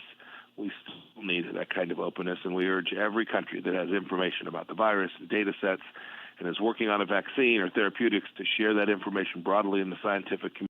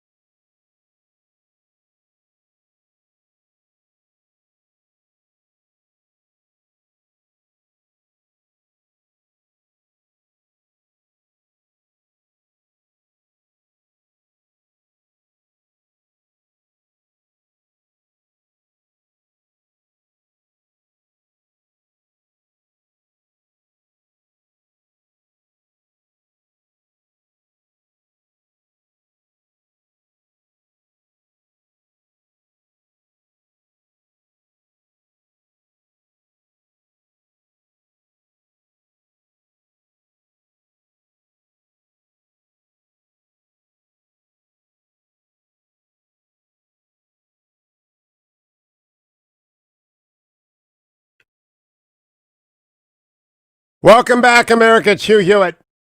I love to have on my Democratic friend. Senator Chris Coons is one of them from Delaware. Senator Coons, welcome. I don't know if you heard Angus King was on last hour. I guess it's Democrat Day on the Hugh Hewitt Show. I'm glad to be joining you, Hugh, and glad to know that I'm following Angus King, independent senator from Maine. He's been a great friend and a colleague, someone who's got good sense and represents his state well. He does. We were talking about Phase 4, which I'm going to talk about with you, because I think the Cybersecurity Solarium Commission has recommendations which could fit into a Phase 4 bill. You want to talk about national service in Phase 4. I will get to that in just a second, but I'd like to open up with a curveball. First of all, though, are all the Coons healthy? Everybody doing well on Team Coons? Yep, safe and healthy. Like many American families, we're enjoying having our college-age kids home, but it's a big disruption for them, a challenge in terms of figuring out their path forward, and we are all concerned about our parents' health. My mom, who is in a assisted living facility, is healthy and safe, but frankly, like millions of older Americans, going stir crazy after months of lockdown. So, well, that's troubling, just Senator. If I could, a brief prayer and thank you for everybody, the nurses, the orderlies, the doctors, the paramedics, everybody who's responded so bravely to this pandemic. We've lost a lot of them. There has been not one case of COVID-19 in the place my mom lives, and that's a result of some really great work by the folks who run that place. I was just going to say, not one prayer, but repeated prayer. The assisted living facilities have been particular hotspots, so I'm sure you're a little bit worried or a lot worried about that. How do you stay in touch with the facility? How do they let you know? Well, I talk to my mom almost every day. We occasionally have done Zoom chats as a family, but mostly it's just by phone. And we occasionally talk to the administrators. We've gone out about once a week, my brothers and I, just to drop off, a basket of different things, books to read, puzzles, snacks. And they have a very orderly procedure. I don't get within a quarter mile of her. I mean, they essentially irradiate the whole thing, and you don't touch anything. You don't really talk to anyone, and it's a very well run place, and I know that's a blessing. I'm also gravely worried about the hundreds of thousands of Americans who are living in facilities that have struggled to get access to personal protective equipment, where the staff are risking themselves and exposing their own families. This has been a very tough pandemic, and Hugh, we're going to get to probably 100,000 Americans whose lives have been lost sometime by this weekend, and I think it's worth a national moment of remembrance and reflection to thank the folks, the folks who are, on the front lines, as I mentioned, the nurses and doctors and orderlies, but also the essential employees, the bus drivers and the people who clean offices at night and the grocery clerks who've kept going to work, even though that meant risking exposure, and in a number of cases has led to their being falling sick and dying from COVID-19. Amen to that. And I think I speak for the entire audience. Everyone joins you in that. That's a bipartisan point of view. Now, I want to talk about... It's a nonpartisan point of view, I think. I want to talk about Phase 4, though. Leader McConnell is quoted this morning as saying there definitely will be one. I know Title I is going to be aid for the states, and Title II is going to be liability reform to prevent people from the plaintiff's bar. Titles 3 through X depend upon what bipartisan agreement exists. Angus King and Mike Gallagher were here to talk about cybersecurity, and I think that should be a title in this. I know we need about $25 billion in defense spending just to make up for COVID-related costs in acquisitions and in some cyber stuff and some Pacific stuff. You want a national service title. Tell me about that. Well, we already have a bipartisan bill that's got more than 90 co-sponsors in the House and the Senate. In the House, we've got some senior Republicans, folks like Tom Cole of Oklahoma and Hal Rogers of Kentucky, who've joined David Price of North Carolina, Dr. Schreier, Kim Schreier of Washington, Chrissy Houlihan of Pennsylvania. There are dozens. I probably shouldn't start listing them all. Doris Matsui of California. There are dozens of co-sponsors. Here's the idea, simply put. Right now, today, every state in the country has a commission on volunteerism and service that is appointed by the governor that pulls together local nonprofit leaders, philanthropic and foundation leaders and private sector leaders. I served on the commission here in Delaware many years ago. In fact, it's how I met my wife. And those commissions are able to flexibly respond to the local needs and work with mayors, governors, the private sector, nonprofits. Today, there are 75,000 AmeriCorps members serving in every single state in programs that are locally driven, locally funded, matched by the federal government. I'd like to see us double that number to 150,000 and then double it again the next year. We have more than 33 million Americans unemployed. And for a younger generation, they see their country under attack by this pandemic.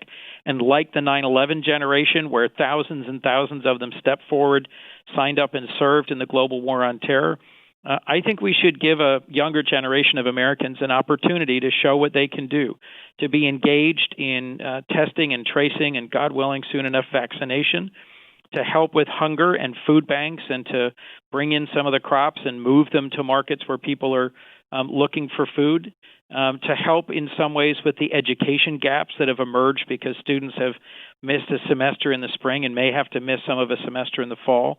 And to do work in our national parks and on public lands, like what the Civilian Conservation Corps did during the Great Depression.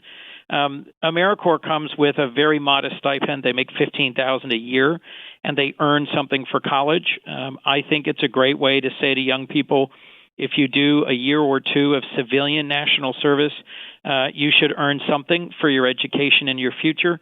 And the bill would both increase the numbers and modestly increase the living stipend and the education award. Early next week, I'm expecting I can announce a bipartisan bill in the Senate with two senior Republican senators who will be joining me in making this part of the title of that next bill. And I'm optimistic that this is going to get broad support because we can respond and recover to this pandemic with a younger generation. Frankly, they don't have to be young Americans. They could be of any age, but with a new generation that's willing to come together and to help do some of the service that gives us a better sense of who we are as Americans. Now, Senator, partly my view on this, forgive me, one last sentence if I could. My father grew up a white Protestant kid from Boston. He went and served in Germany in the 1st Infantry, and he told me my whole life his sense of what it meant to be an American came from that experience of having a platoon of people from all different backgrounds from all over the country for whom he was responsible, where they relied on each other, they served alongside each other. And I think this could also be, this national service moment, an opportunity for us to get to know each other and to serve together in the interest of our nation and our communities. I was going to tell you, General Stanley McChrystal has been a guest on this show occasionally in this studio. Mark Guerin, my closest friend in the world, they're both on the Aspen Institute Franklin Initiative, which are big proponents of national service, the expansion you're talking about. It is a nonpartisan, bipartisan effort.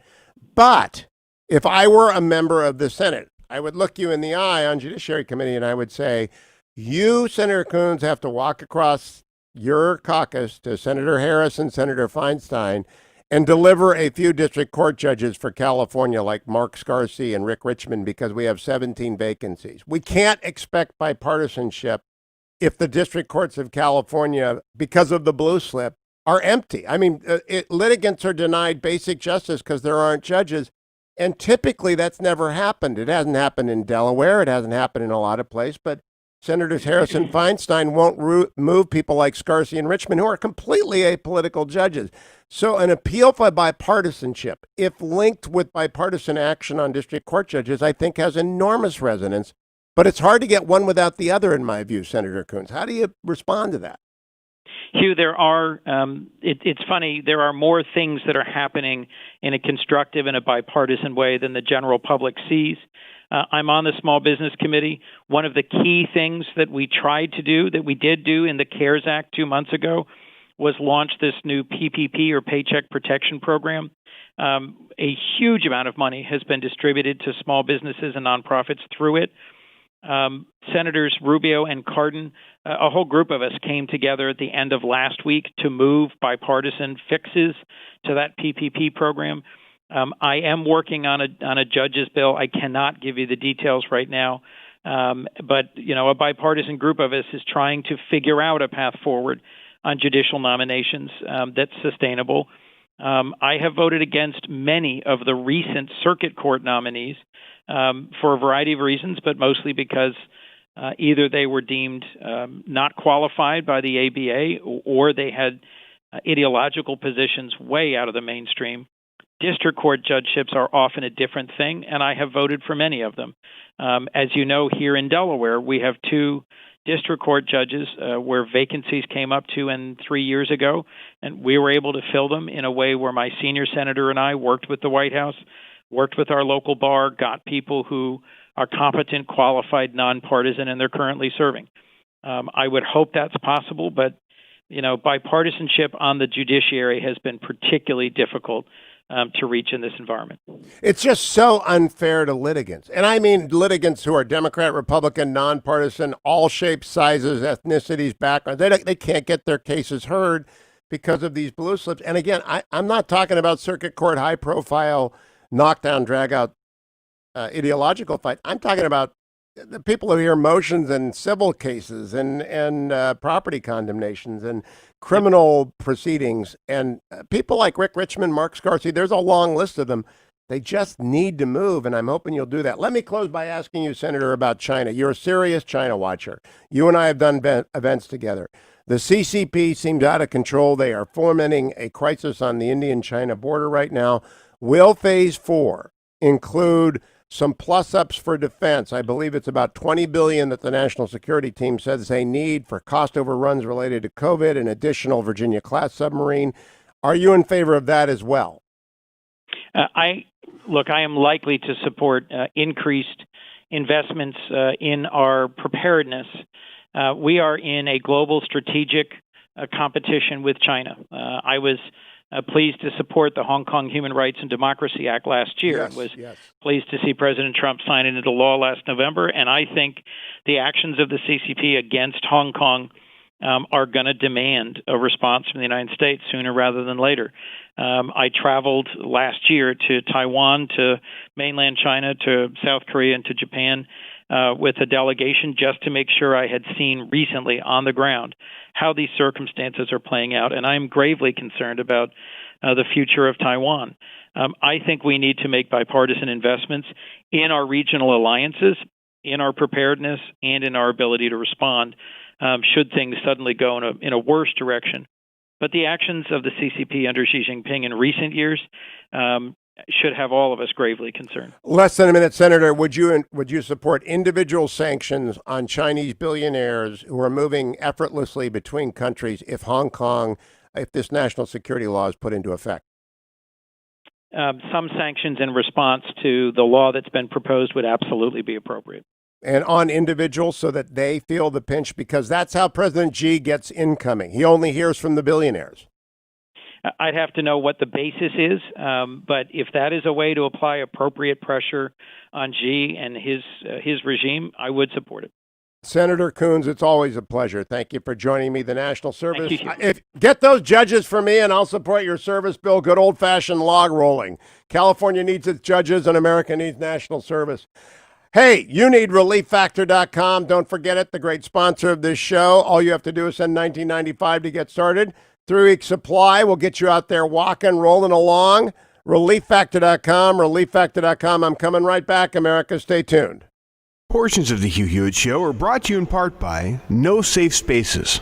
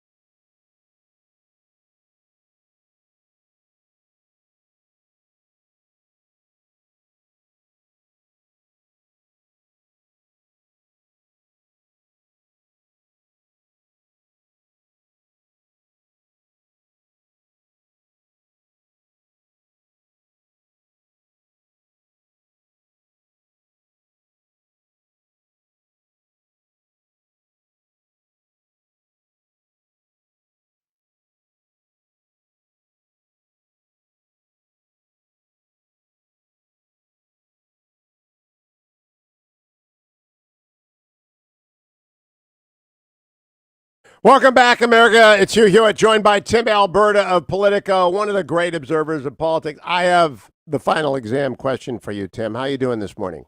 Oh, boy. Well, I was doing fine. Now I'm a little bit nervous. Oh, it is. It's like the final exam question for objectivity. The president just tweeted about Joe Scarborough, saying Psycho Joe Scarborough is rattled not only by his bad ratings, but all of the things and the facts that are coming out on the internet about opening a cold case. He knows what is happening.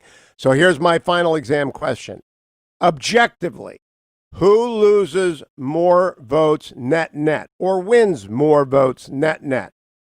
Biden with his "you ain't black" comment, or President Trump with his Joe Scarborough tweets?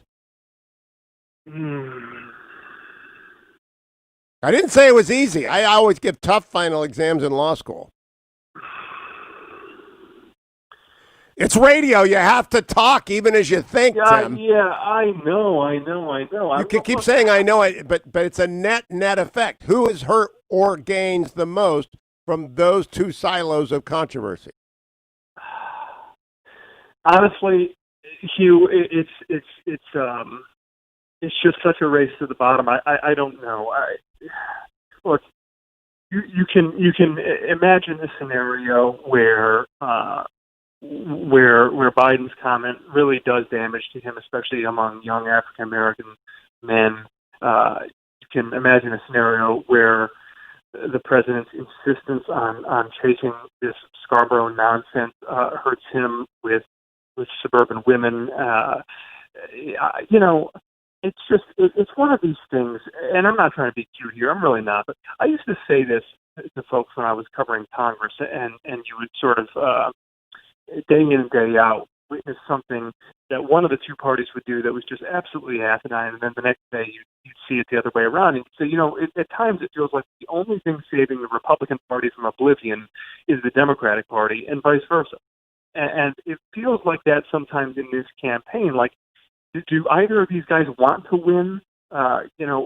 If the president's team had him at the table last week after Biden said the "you ain't black" thing, they would have said, you know what?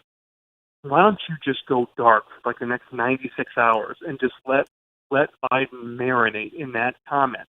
And instead, 4 or 5 days later, here we are, and all we can talk about is the president of the United States pushing this unfounded conspiracy theory on Twitter, and it's just these guys both prove to be their own worst enemy in so many ways. I have a follow-up final exam question, which is in the true or false category. Do you know how many, without looking, you can't look at your device, how many Twitter followers President Trump has and how many Vice President Biden has? Gosh, I think You're looking it up. No, looking it up. I'm not looking it up because I read something about this. It might have been somebody wrote the whole rundown on Trump's social media advantage over Biden, and I read through the numbers, and now they're completely lost. Okay, here are the numbers. Tell me what it means. Donald Trump has 80.3 million Twitter followers. Joe Biden has 5.5 million Twitter followers. Yeah, I was going to say it's almost a. Isn't that astonishing? A 10 to 1. Yeah. Oh, it's as big. It's 15 to 1. Isn't the gap on Facebook even more pronounced, or no? Maybe it's bigger. I don't know anything about it. I don't know those metrics. I just know it's 80 million for Trump, 5 million for Biden, and I think to myself, money doesn't matter when it comes to that kind of a disadvantage. Well, no, I think that's right, Hugh. Because the thing is, if you're going to do targeted digital advertising, to try and close that gap, if you're Biden, that means you have to do paid acquisition through social media. Trump doesn't need to do paid acquisition because he already has the follows, and that's a huge advantage just from a structural standpoint. So there's no question about that. And look, the Biden campaign, I'm sure, is going to wind up raising a good sum of money by late summer.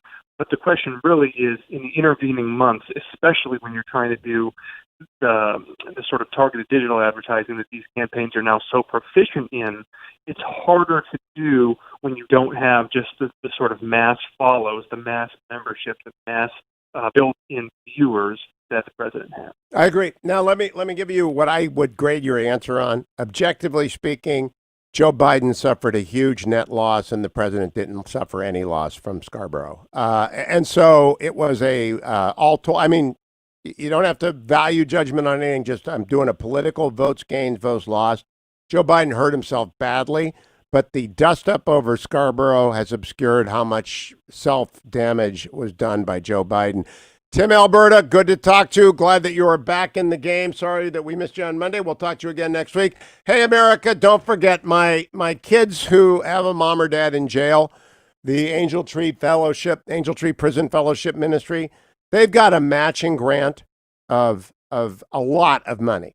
So if you give $200 today over at HughHewitt.com, it'll become $400 instantly. If you give $1,000 today, it'll become $2,000. If you give 20, it'll be 40. 1 out of 28 kids in America do not have both parents at home because one or both of them are behind bars. Angel Tree, a ministry of prison fellowship, reaches those kids during the long, hot summer when there is no school, when they're most at risk. Please help them do that. Go to HughHewitt.com, click on the Angel Tree bar, make a contribution, and thank you. Thank you, Ben. Thank you, Adam. Thank you, Generalissimo. I'll talk to you tomorrow, America, on the next Hugh Hewitt Show.